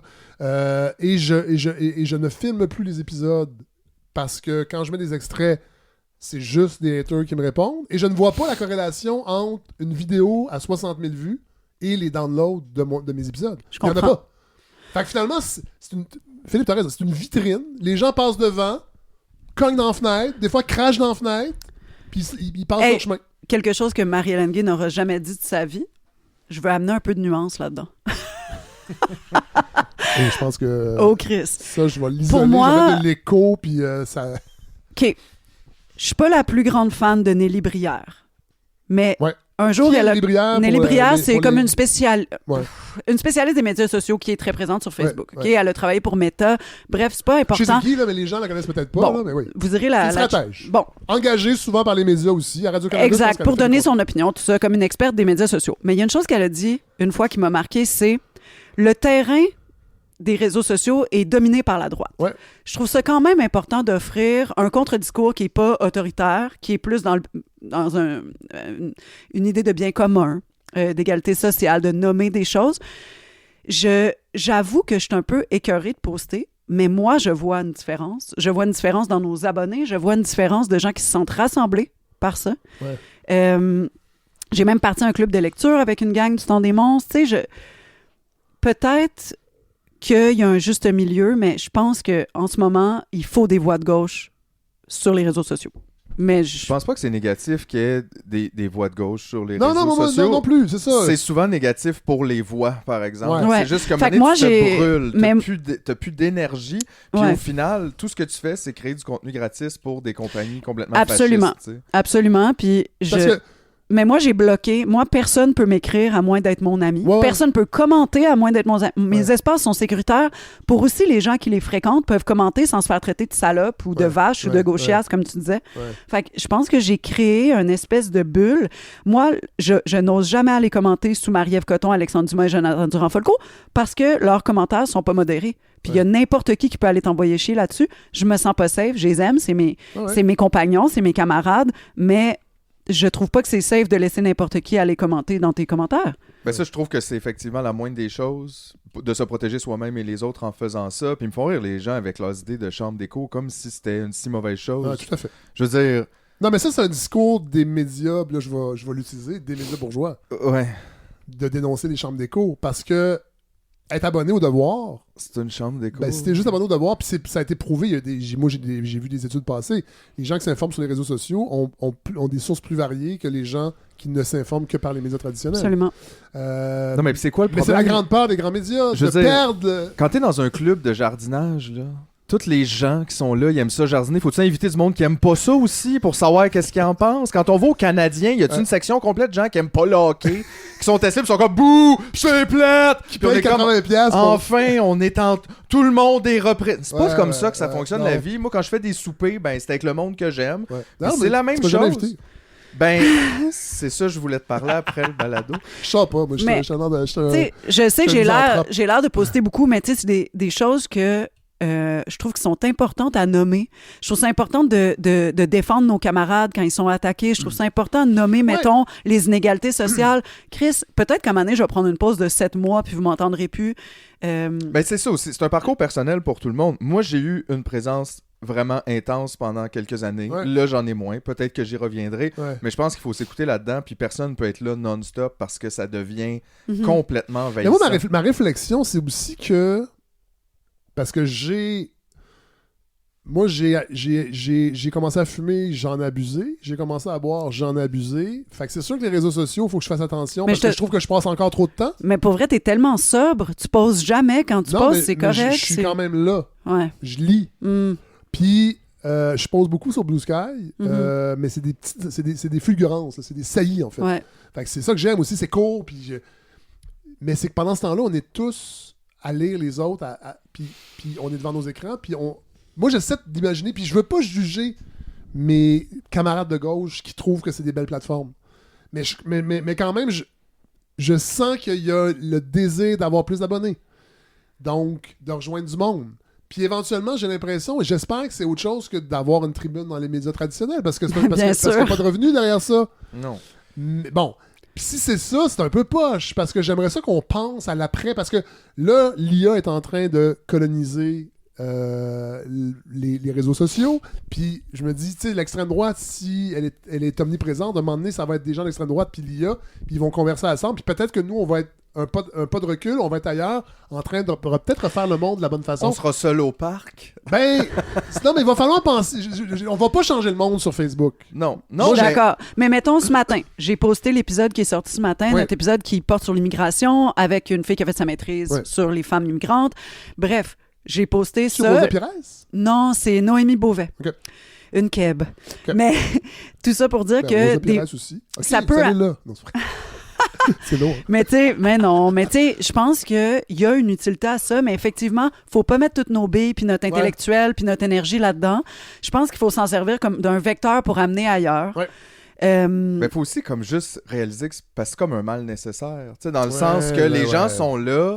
Je suis sûr qu'il y a plein de monde qui aimerait ça aller justement preacher au parc. Personne n'est au parc, personne lit des livres. Personne n'est abonné au journal, personne n'a le goût de partir un journal. Fait qu'on est comme un peu juste pris dans on va où les gens sont. Puis dans le cas de, par exemple, nous qui se portent un balado indépendant, on n'est pas propulsé par un diffuseur, on n'est pas propulsé par personne. Fait que tu essaies d'aller trouver les gens où ils sont. Mais j'ai l'impression pour la plupart du monde, si on réussissait à atteindre un point critique où on vivait bien de ça, où on n'avait pas besoin de plus, je pense qu'on posterait déjà beaucoup moins. Dans les faits, on a beaucoup d'abonnés, puis les trois, on vit de ça en ce moment. Moi, Julien et Philippe, ce qui est extraordinaire, dès le 3e mois, on vivait de ça. Donc, il y a une demande à gauche. Donc, à gauche, il y a un intérêt pour notre prise de parole. Il y a un intérêt pour une parole non dominante qui parle pour les gens, avec les gens. On voit l'engouement. Hein. On voit l'engouement pour ton projet aussi. Que tu vis de ton projet, Fred, depuis 9 ans.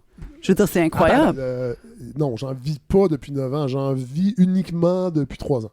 C'est vrai? Oui. OK. Parce qu'avant ça, j'étais quand même à la télé. Oui, je comprends. Ça enlevait de la pression. Et j'avais... Bon, mais là... Et c'est fragile. Mais moi, je l'accepte parce que je n'ai plus de pression à accepter des contrats pour aller faire le clown à la télé alors que j'aime pas ça. Ce que j'appelle faire la split.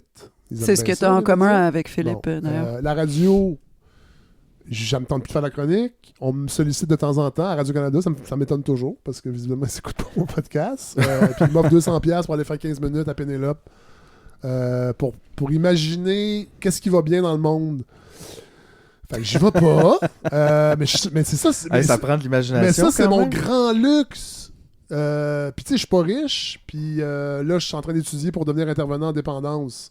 Est-ce que je vais jamais lâcher le podcast pour ça?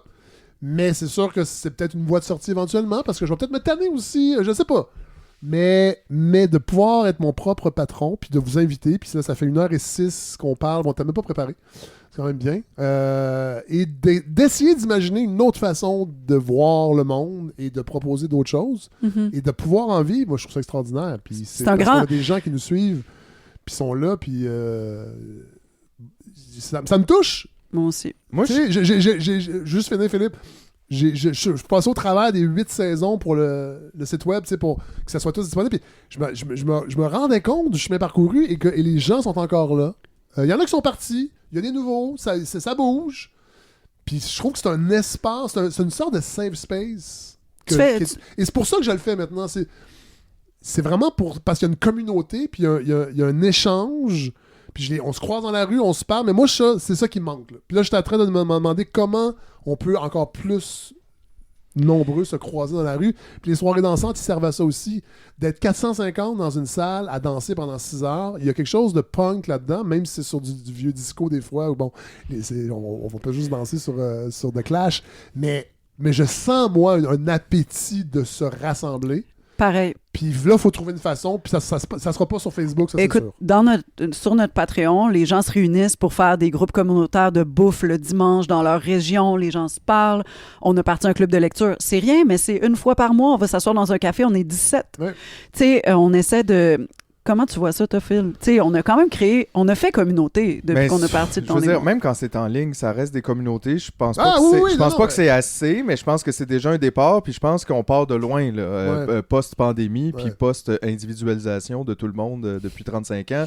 Je crois que c'est correct de recommencer avec des petits liens. Mais oui, moi aussi, je le sens. Moi, c'est pour ça que je garde aussi une date par mois sur scène avec Club Dodo, qui est comme un autre projet que j'ai. Ah, le Club Dodo existe encore? Ouais, une fois par mois. Ouais. Mais, tu sais, donc ça, c'est enregistré devant le public. Ouais. Au terminal, puis il y a 82 places, puis Phil, il les vend en 2 jours parce que les gens se réunissent là, ils jasent tout du monde de gauche. Au terminal, Phil, il fait un one-man show improvisé, c'est quand même impressionnant, puis on rit, on échange des contacts, on se parle. Mais tu viens le 2 mars. 2 mars. C'est à relâche. Ouais, moi aussi, je fais garder... Camille pourrait garder Ellie, puis on y va ensemble.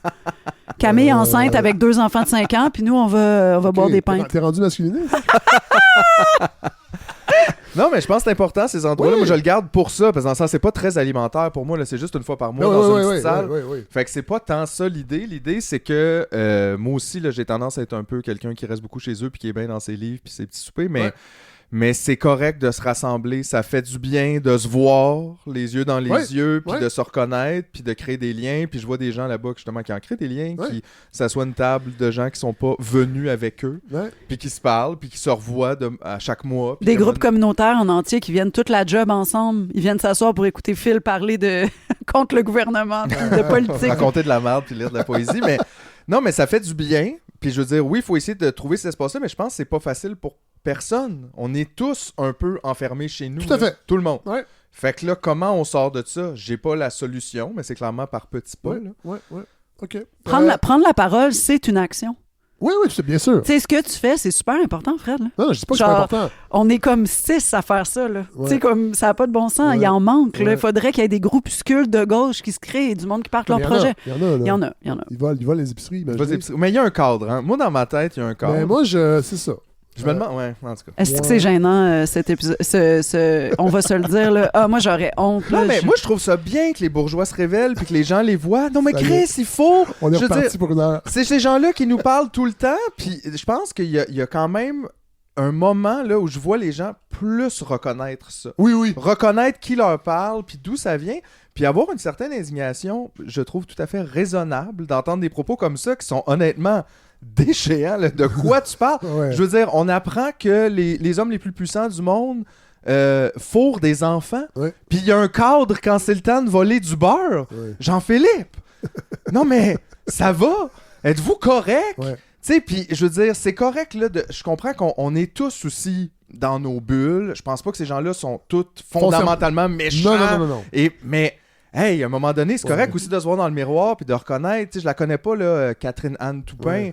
Mais, tu sais, t'as l'air conne, là, Catherine Anne. Non, mais pour vrai, de dire les pauvres, on pourrait leur donner de la bouffe périmée. C'est pas calvaire. Que des gens volent 5 000 $. Puis, tu sais, il faut rappeler que quand t'es UDA, là, on va se le dire, ils te payent 1 200 $. Exact. Oui, ça veut dire que les gens assis gagne plus d'argent que la somme qui a été volée Mais c'est pas juste ça, ce gars-là vend son chalet 2 millions 2 jours après ce passage-là. Get the fuck out. Non, mais attends, si les profits de la vente vont servir à fonder rénover des maisons patrimoniales, comme Ricardo, qui en a rénové 14... Ça aide beaucoup la crise du logement. Parce qu'il y a beaucoup de gens maintenant, de petites familles, qui habitent dans des maisons patrimoniales à 5 millions de dollars. Qui sont bien rénovés. Mais c'est juste que je pense qu'on manque... Pour des gens qui disent qu'il faut la pluralité des opinions, ça manque de pluralité. Ça manque de pauvres. Ouais. Ça manque beaucoup de pauvres. Voilà. Ouais, voilà. Où c'est qu'on peut s'abonner puis qu'on peut écouter le temps des monstres? Là? Est-ce que les épisodes sont gratuits? La moitié des épisodes sont gratuits complètement. L'autre moitié, il faut être sur L'autre Patreon? moitié, c'est des extraits. Sont disponibles sur Patreon, effectivement, au Patreon Le Temps des Monstres. Sinon, on est sur toutes les plateformes d'écoute, là, comme toi. Ça sort les jeudis matin, très tôt. La moitié? La moitié. Un épisode sur 2 est gratuit. Les autres sont sur Patreon. Venez nous rejoindre. On est une belle gang. Il y a plein de choix. On a le Petit Monstre à 7$, puis on a aussi Gilbert à 100$ par mois. Moi, ça me donne de l'urticaire. C'est les goodies et Patreon. C'est pour ça que je suis pas sur Patreon. Là. J'ai été... Mais il n'y a pas de goodies. Il n'y a pas de goodies. Il n'y a aucun goodies. Les gens donnent... Tu donnes... à la mesure de ton intérêt et de ta capacité. Le forfait Gilbert donne pas plus que le forfait Petit Monstre? Non. OK. Non. Juste le plaisir d'habiter Gilbert. de donner. Puis de donner. Hey, les amis, merci, c'était le fun. Ça fait full plaisir. Je fais jamais d'épisodes comme ça, qui sont dans le fond les vrais épisodes de podcast au Québec. C'est-à-dire des humoristes qui se rencontrent puis qui parlent. Puis... Ouais. Veux-tu qu'on te compte une anecdote? Veux-tu qu'on te compte notre trip de cul dans le spa en fin de semaine? Est-ce que... Non, je donne pas de rabais, moi, pour acheter des dildos. OK. Hey, merci. Merci, Fred. Alors voilà ce qui conclut cette discussion. J'espère que vous avez apprécié. J'ai vraiment aimé l'exercice. Je pense qu'on va le refaire avec d'autres personnes. Mais cette idée vraiment de discussion un peu plus, je dirais, à bâton rompu, si on pourrait dire. Et là, c'est drôle parce qu'on a continué la discussion, comme ça arrive souvent quand tu fermes les micros, parce que là, on réagit à ce qu'on vient de dire. Puis là, bon, ça m'a fait penser à, quand je parlais de... toute la polémique d'Élisabeth Lemay qu'on a abordée, puis le soir, donc hier soir, sur Blue Sky, je suis tombé sur un commentaire de Les Perrault. C'est un Françaiscois que je suivais sur Twitter à l'époque, qui dirige un site de réflexion en sciences politiques qui s'appelle Policy, je vais aller vérifier. Policyoption.org. Il y a une version française. Puis c'est vraiment des textes d'analyse sur la situation politique au Québec, au Canada, dans le monde, mais c'est vraiment avec une optique canadienne.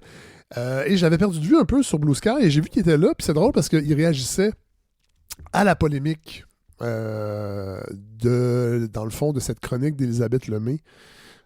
À l'émission de l'huile sur le feu, qui a été retirée des réseaux sociaux. Puis lui remarquait que les médias francophones sont dans une espèce d'écosystème sur les réseaux sociaux et lui prétend que leur présence sur X aujourd'hui, elle est plus marquée peut-être que les médias anglophones.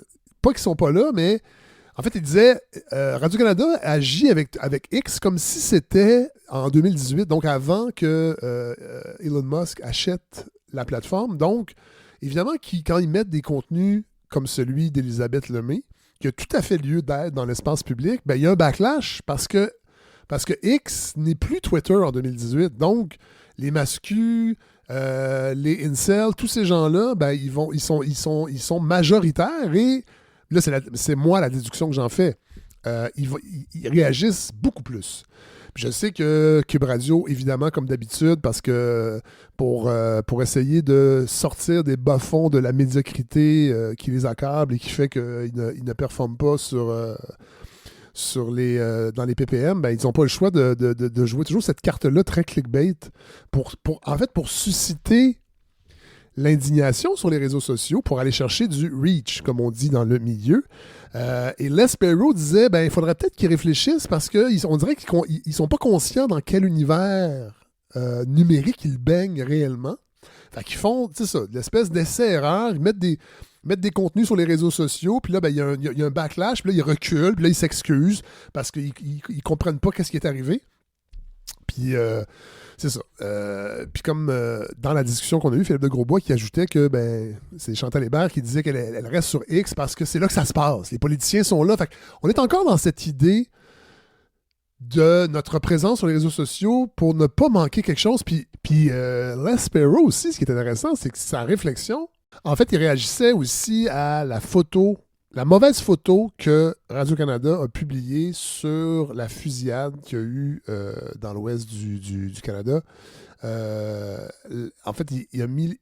Bon, on a appris que c'était une femme trans et Radio-Canada a mis la mauvaise photo prise sur la plateforme X. Puis c'est pour ça aussi qu'il réagissait, en fait, pour montrer comment la chaîne d'erreurs à partir d'une plateforme viciée jusqu'à la moelle fait en sorte qu'un diffuseur public qui a quand même du budget, des équipes, fait même pas la vérification de base parce qu'il veut absolument être dans l'immédiatité, je sais pas si ça se dit, là, d'être tout de suite présent parce qu'il faut avoir l'air d'être dans le coup. Puis ça a pris 20 heures avant qu'il y ait des excuses parce qu'on n'a pas mis la bonne personne. Imaginez. Fait qu'on peut-tu réfléchir à notre présence médiatique? C'est-tu si nécessaire d'être tout le temps sur les réseaux sociaux? Puis je le sais là, que je vais avoir l'air de donner raison aux haters, aux gens qui carburent à la haine, mais je pense qu'on est rendu là, pour que la parole des femmes, entre autres, qui ont des tribunes, elle soit validée et ne soit pas à la merci des commentaires de boîtes, de petits monsieur frustrés. Puis c'est ça, parce que ça me... À un moment donné, là, ce qui compte, c'est la parole de ces personnes-là. Puis il faut qu'elle soit sécurisée. Puis on va pas changer les réseaux sociaux. C'est ça leur core business. Je m'excuse des anglicismes, là. C'est ça leur core business. Est-ce qu'on peut créer des environnements ailleurs? Puis Blue Sky, c'en est un, entre autres.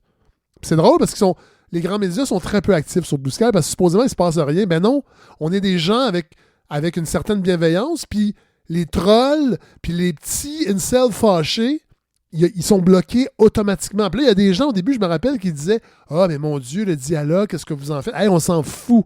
On s'en fout. On veut des espaces sains de discussion. Puis les trolls, on les flush. Puis je reviens à la discussion qu'on a eue tantôt avec Marie-Hélène puis Philippe, c'est ça. Moi, je réfléchis à ça parce que je n'ai plus la capacité, la santé mentale. J'ai pas envie de la mettre en péril à gérer les esbroufs sur les réseaux sociaux, entre autres sur Facebook. Et c'est pour ça que je mets plus beaucoup de contenu, même de la balado. Puis c'est sûr que Puis là, je vais vous dire, là, les 2 dernières années, là, je veux dire, ça devenait une obsession qui me faisait faire presque de l'anxiété de maintenir le reach de la balado. Donc, c'est-à-dire que les contenus soient visibles sur les réseaux sociaux. Puis là, j'avais créé, je m'étais ouvert des comptes sur TikTok. Puis j'essaie d'être plus présent, de publier plus régulièrement, puis publier des petits coups de gueule associés à des contenus pour que ça fasse réagir. Bon. Et je me suis rendu compte que je déteste faire ça. Et c'est beaucoup de travail pour quelqu'un qui est tout seul comme moi dans cette petite PME, cette toute petite PME. Puis cette année, j'ai comme lâché prise pour me dire, hey, advienne que pourra, là. Puis en plus, le retour aux études fait en sorte que j'ai moins de temps, puis mon espace mental, faut que je le consacre à autre chose. Puis là, ben, on a le déménagement qui s'en vient, le bébé qui s'en vient, puis je suis rendu une vieille personne. Ma blonde dirait, ben non. Mais, tu sais, je dis, bon, et je me rends compte que non seulement ça n'a pas nuit à mon projet de balado, qui perdure après 8 années, il y a aussi cet enjeu-là de faire vivre un projet comme ça après 300 quelques épisodes. Ben, les téléchargements ont augmenté par rapport aux 2 dernières années. Puis les 2 dernières années étaient un peu plus basses que les 3 ou 4 ou 5 dernières années. Puis ça, c'est normal, je veux dire. C'est fluctuant, les gens viennent, les gens partent. Il y a une offre de balado qui a explosé. Mais tout ça pour dire que je pense que les médias doivent réfléchir à leur présence sur les réseaux sociaux parce que la corrélation entre présence marquée et consommation de contenu, je suis pas sûr qu'elle est là parce que je pense qu'il y a beaucoup de gens qui regardent les vidéos sur Instagram, sur Facebook, les shorts, les reels. Puis en plus, les plateformes nous inclinent, là, je dirais même pas nous invitent, nous inclinent à faire des contenus courts parce que les gens n'ont pas une grande capacité d'attention parce qu'ils sont sa bol avec le téléphone. Fait que c'est sûr qu'ils vont pas regarder une entrevue de 14 minutes sur un... Bon. Mais moi, j'ai clairement remarqué qu'il n'y a pas de corrélation entre une vidéo qui fait 60 000 vues. Je pense entre autres à une vidéo avec René Daniel-Dubois sur TikTok qui avait fait quelque chose comme ça, 60 000 vues. Je n'ai pas vu d'impact direct sur le nombre de téléchargements de l'épisode qui durait 1h30. Fait que quand Radio-Canada met des contenus comme ça, clivants pour aller chercher de la pénétration de marché, ben je pense qu'elle se doit de réfléchir parce qu'elle n'est pas dans la même position que Cube qui essaie d'exister médiatiquement avec sa radio qui ne lève pas. Puis pourquoi jouer le même jeu? Puis il me reste encore des taupes à Radio-Canada, des gens qui m'écoutent, parfois assez haut placés, je ne les nommerai pas, et qui m'écrivent de temps en temps pour m'informer de ce qui se passe. Et là, ben c'est ça, on apprend... J'ai appris que Radio-Canada est en train de faire une refonte de sa plateforme audio, qui est vraiment une plateforme qui, dès le début, ne marchait pas très bien. Très difficile d'écouter une même émission à chaque jour sans que ça plante. Et là, on est en train de refaire, donc, je ne sais pas si ça va s'appeler audio, si ça va s'appeler une nouvelle chose, mais on va vraiment tout rassembler sur une même plateforme. Je pense qu'ils vont même mettre Tout TV aussi, avec Ici Première, Ici Musique, Ici Télé. Et ils ont engagé des consultants à l'externe qui vont venir aider les équipes de chaque émission pour faire en sorte que le contenu fasse plus de bruit sur les réseaux sociaux. Ils veulent tripler le nombre de clics. C'est l'information que j'ai eue d'une source que nous appellerons le goéland. Parce que la chouette est déjà prise et la mouette aussi. Alors, c'est ça. Ça n'augure pas bien pour que notre diffuseur public, qu'on l'aime, qu'on chérit d'une certaine façon. On veut qu'il aille bien. Puis on veut qu'il fasse sa job de média public et qu'il ne tombe pas dans le piège de tous ces autres organes de presse, qui soient indépendants ou non, qui essaient d'exister sur les réseaux sociaux en créant... Puis l'architecture des réseaux sociaux, c'est le capital d'attention, c'est l'économie de l'attention, et c'est de créer la polémique. Fait que soit que vous le faites, puis vous assumez, mais là, après ça, c'est qu'il y a des gens qui vont en subir les conséquences. Je pense à Elisabeth Lemay, entre autres, qui, pour des pinottes, se fait violenter sur les réseaux sociaux pour amener du contenu à un diffuseur public d'un budget de 1,3 milliard qui, lui, ne veut que jouer la game des autres médias. Il y a vraiment de réflexion à avoir, puis je suis content qu'on puisse l'avoir, entre autres, ici, très modestement, et elle va, dans le fond, s'additionner à d'autres podcasts, d'autres émissions, avec les médias français aussi, qui, je pense, sont en avance par rapport à cette réflexion-là, les médias indépendants de gauche, parce que j'en suis plusieurs sur Blue Sky, ils sont principalement là, parce qu'eux ont quitté X. Alors voilà, et la semaine prochaine, d'ailleurs, je recevrai Olivier Diens, qui est professeur à l'Université McGill, qui est fondateur de Building 21, un laboratoire dédié aux idées radicales et au futur possible, mais qui vient de publier un essai sur XYZ qui s'appelle L'humanité artificielle, quand l'IA nous réinvente, qui renaît. C'est un essai qui, je vous dirais, me provoque sur sa conception de l'IA, sur sa conception de l'intelligence artificielle, l'intelligence humaine, mais qui est vraiment intéressant parce qu'il pose vraiment des questions qu'on est obligé de se poser.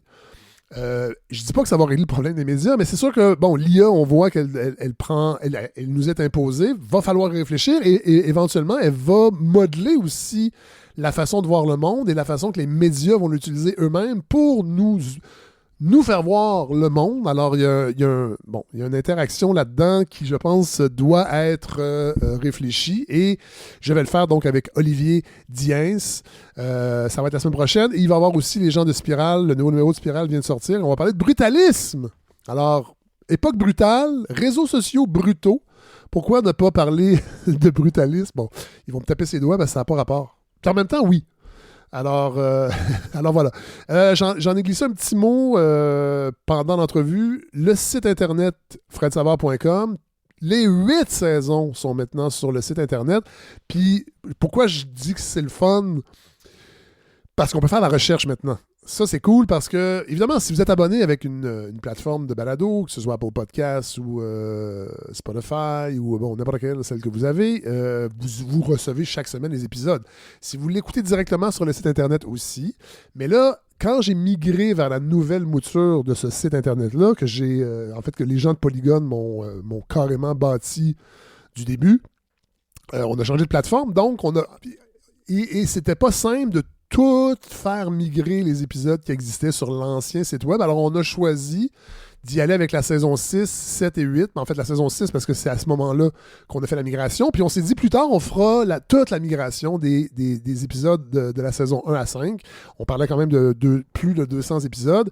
Et là, j'ai fini de faire cette migration-là. Et il y avait tout un travail aussi, parce que les descriptions n'étaient pas tout à fait les mêmes au début, même qu'il n'y en avait pas. Souvent, c'était juste les invités. Les épisodes n'avaient pas de titre, étaient mal numérotés dans l'hébergeur l'hébergeur de podcast qui est transistor.fm, donc qui envoie le fil RSS à chaque semaine à toutes les plateformes de diffusion. Alors j'ai fait une espèce de... J'ai normalisé tout ça.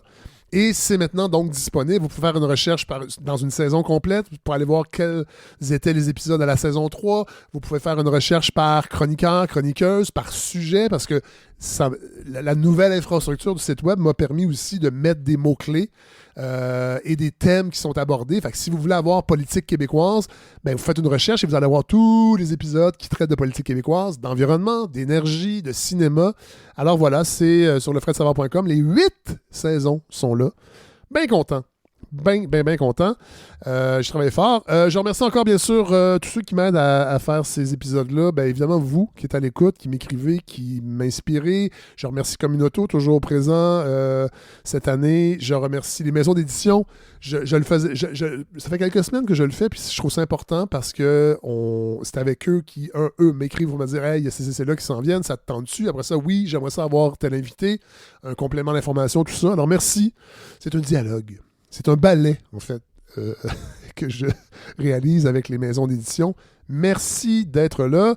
La campagne de financement, toujours possible de donner si vous aimez le contenu. Il y a quelqu'un qui m'a écrit la semaine passée pour me dire qu'il m'écoutait à La Soirée est encore jeune et qui venait de découvrir la balado, donc il n'est jamais trop tard. Jamais trop tard pour embarquer dans le train.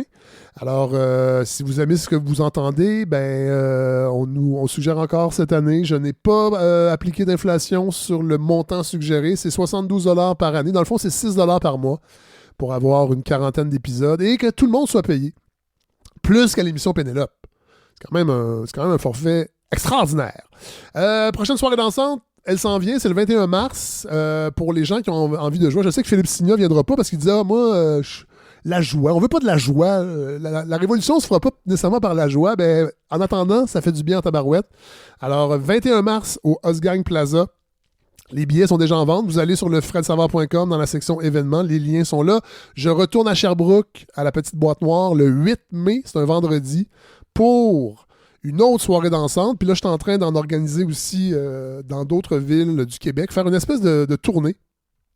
J'aimerais ça, parce que le besoin de danser dans un espace sécuritaire, donc un espace où on ne se fait pas achaler, c'est un peu ça aussi, les soirées dansantes de DJ Fred Savard. On danse. On ne fait pas autre chose.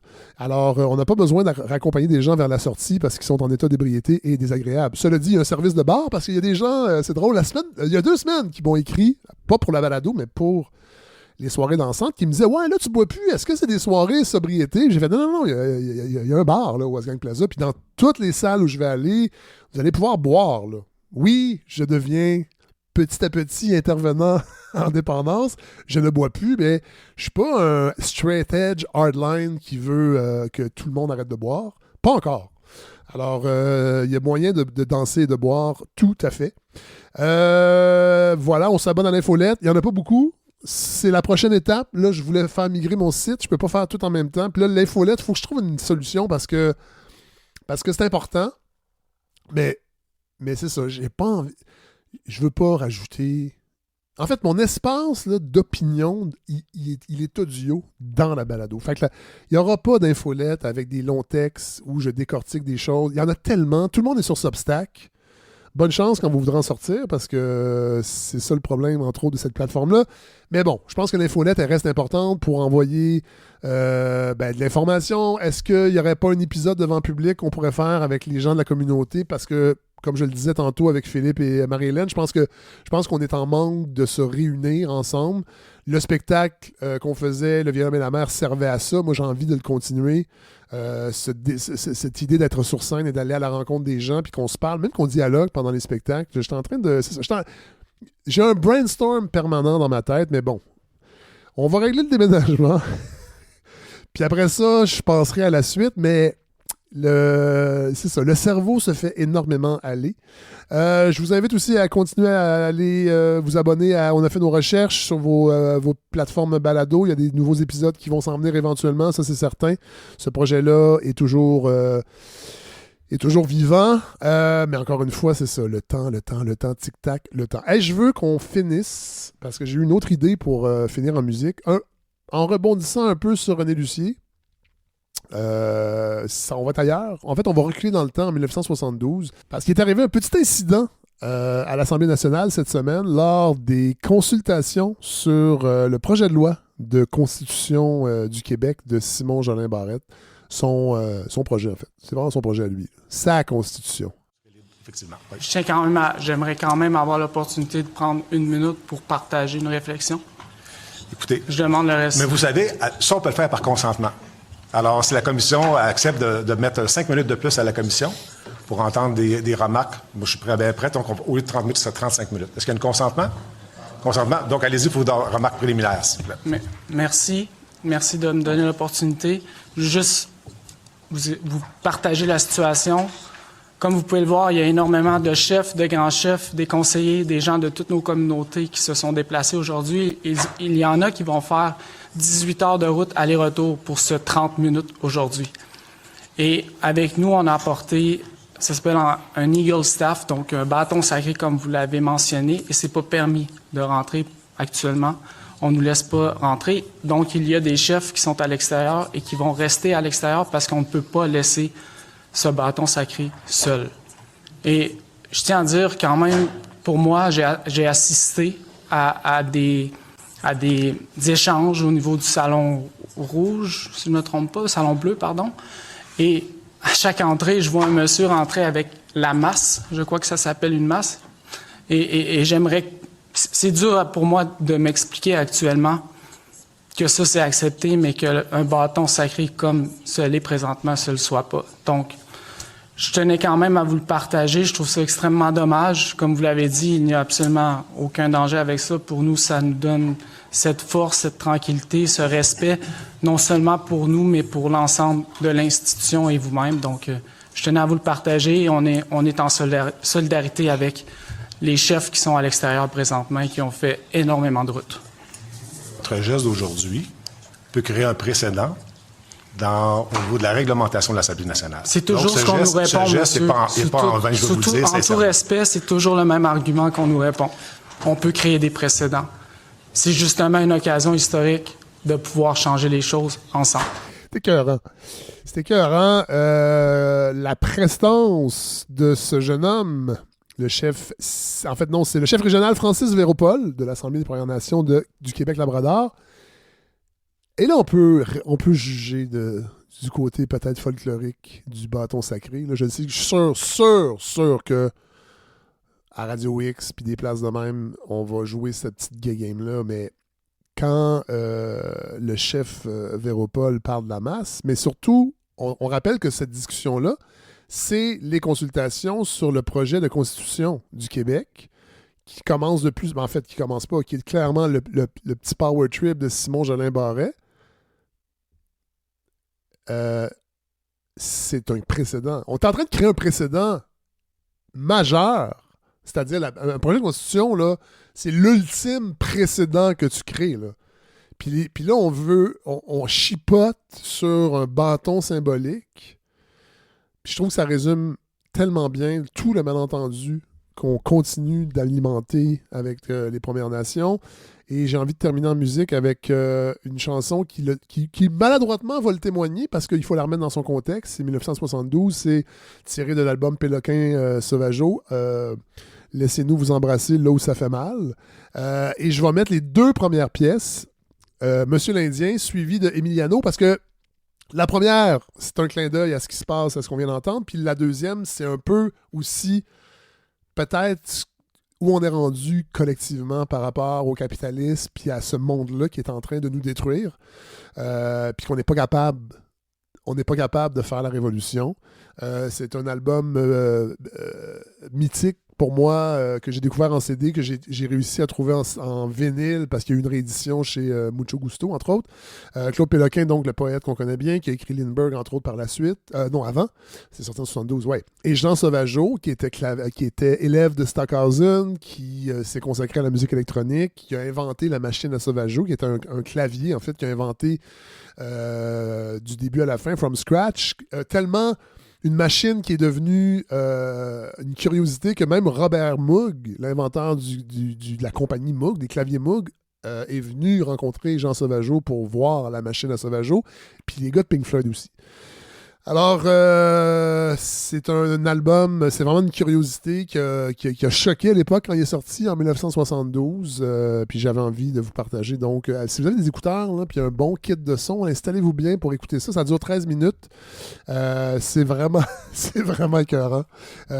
Évidemment, en tant qu'intervenant en dépendance, je ne peux pas vous suggérer d'altérer votre esprit avec une substance exogène.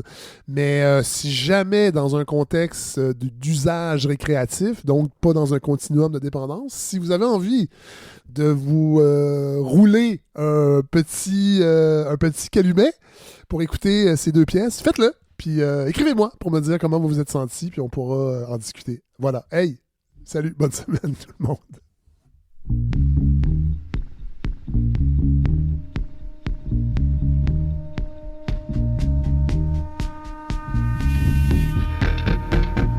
Là, je vous présente Monsieur l'Indien,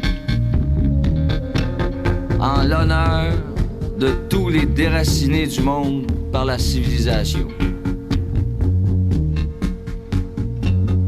Un matin, il y a un gars qui cogne sa peau du tipi pour demander la permission à Monsieur l'Indien de mettre un poteau à 20 pieds de son tipi. Monsieur l'Indien dit « Ah, fait plaisir, monsieur. »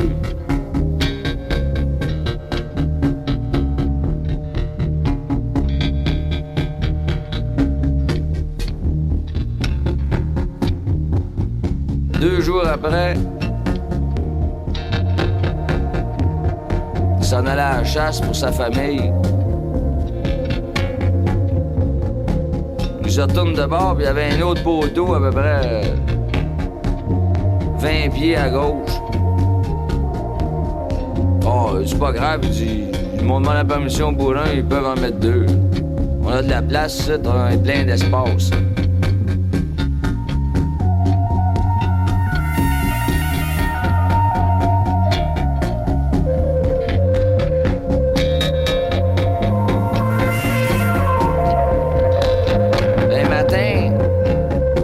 Sa femme, elle sort.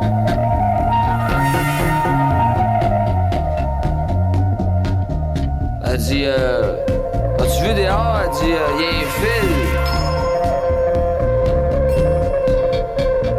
Elle dit, y a un fil entre les 2 poteaux. Elle dit, je connais pas ça, mais elle dit, ça sent drôle. Oh, c'est pas grave. Ils y en mettront pas d'autres, ils vont demander la permission d'en mettre rien qu'un. Oh, sinon, mes 2, c'est pas grave.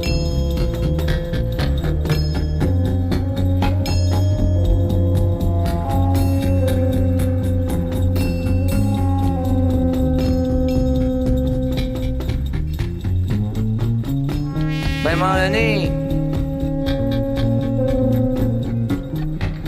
il se lève un matin, le bébé braillait, sa femme aussi. Puis lui, il était fatigué parce qu'il avait chassé toute la nuit.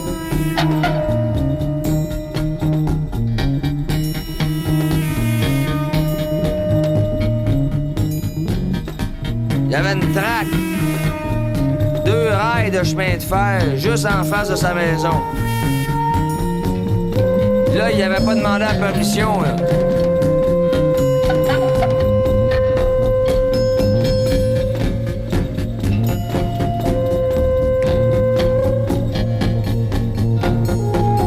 Là, il dit peut-être que j'aurais pas dû permettre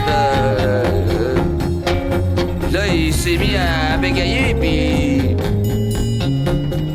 il sentait quelque chose de pas correct.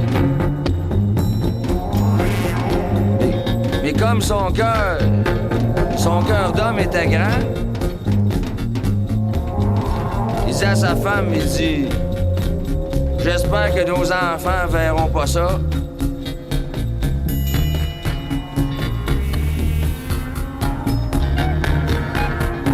Fait que, il voulait plus jamais se voir dans sa maison avec 2 poteaux, des fils télégraphiques,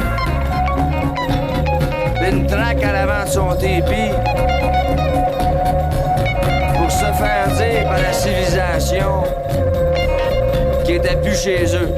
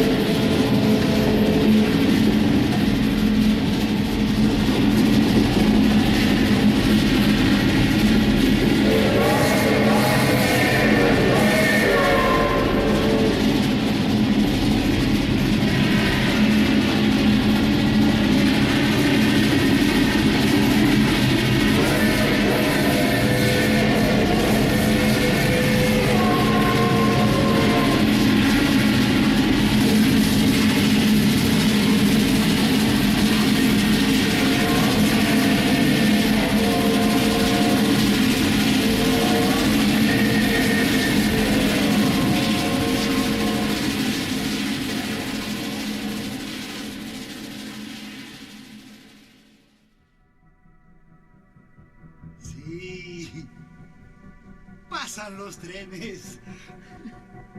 Emiliano, el paraíso de los niños. Ouais. Le Mexique, c'est le paradis des enfants. Emiliano, los niños. Ah, c'est pas à soir. C'est pas à soir qu'on va faire sauter un train.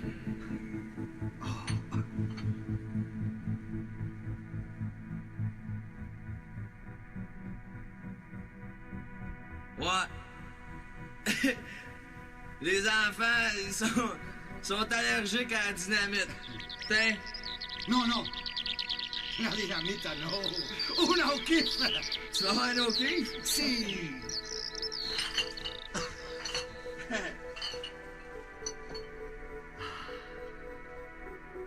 Ábrela.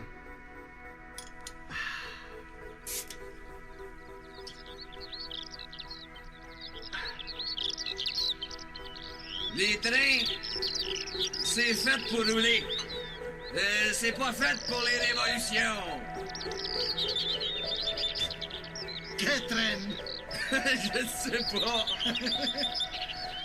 Tu te rappelles-tu quel train qu'il fallait faire sauter? Non.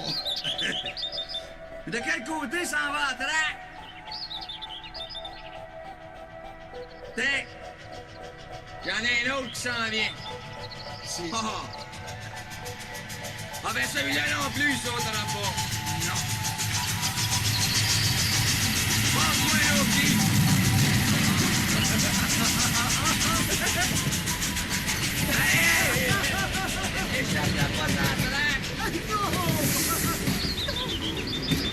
Emiliano, la révolution! Mais quelle révolution! La seule révolution, c'est le combat contre la mort.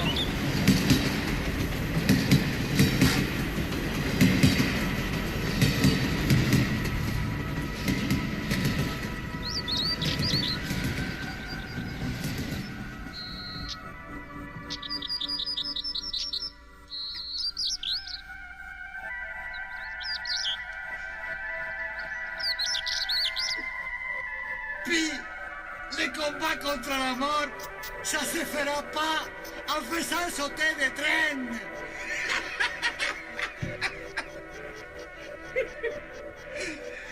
Non! Nous autres, là, on fera plus jamais rien sauter! Emiliano! Le train est passé. Qu'est-ce qu'on fout avec la dynamite? On sait plus quoi faire avec la dynamite!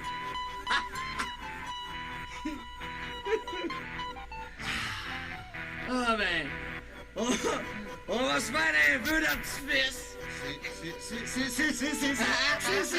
C'est une bonne idée! Attends, je vais te donner une gorgée.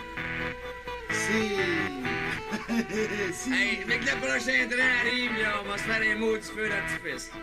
Si.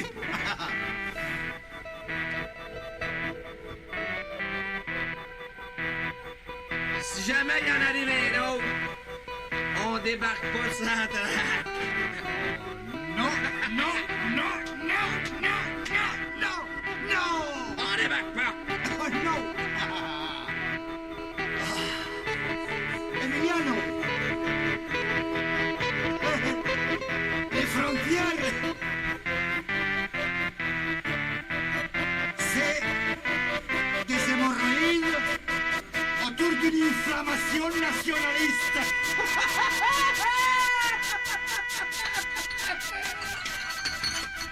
Passe-moi une bière!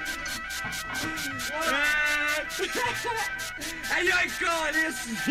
Viens de me cogner le genou sur la traque! Emiliano! Emiliano! Faut couvrir la dynamite!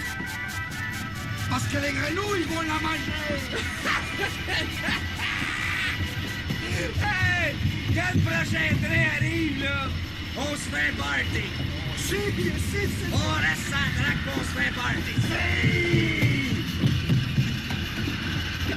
Hey, ça rien, ça rien!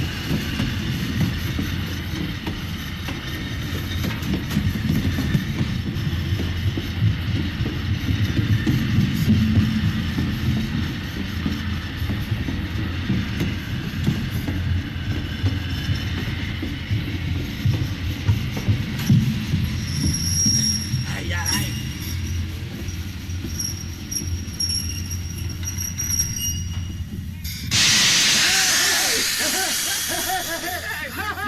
Il va tout envoyer à boucan dans la face à ma mère!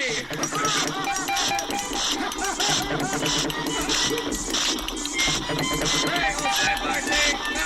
On se fait bien! Lève tes bouches! Hey, la dynamite, là, ça va! Je pense qu'on va y faire une pièce musicale.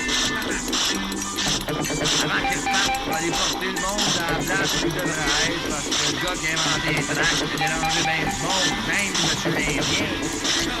Mais je pense bien qu'on sait ce qu'on fait quand on tourne en rond autour d'une boule. Ah, il repart. Bon voyage, portez-vous bien, la révolution vous salue bien.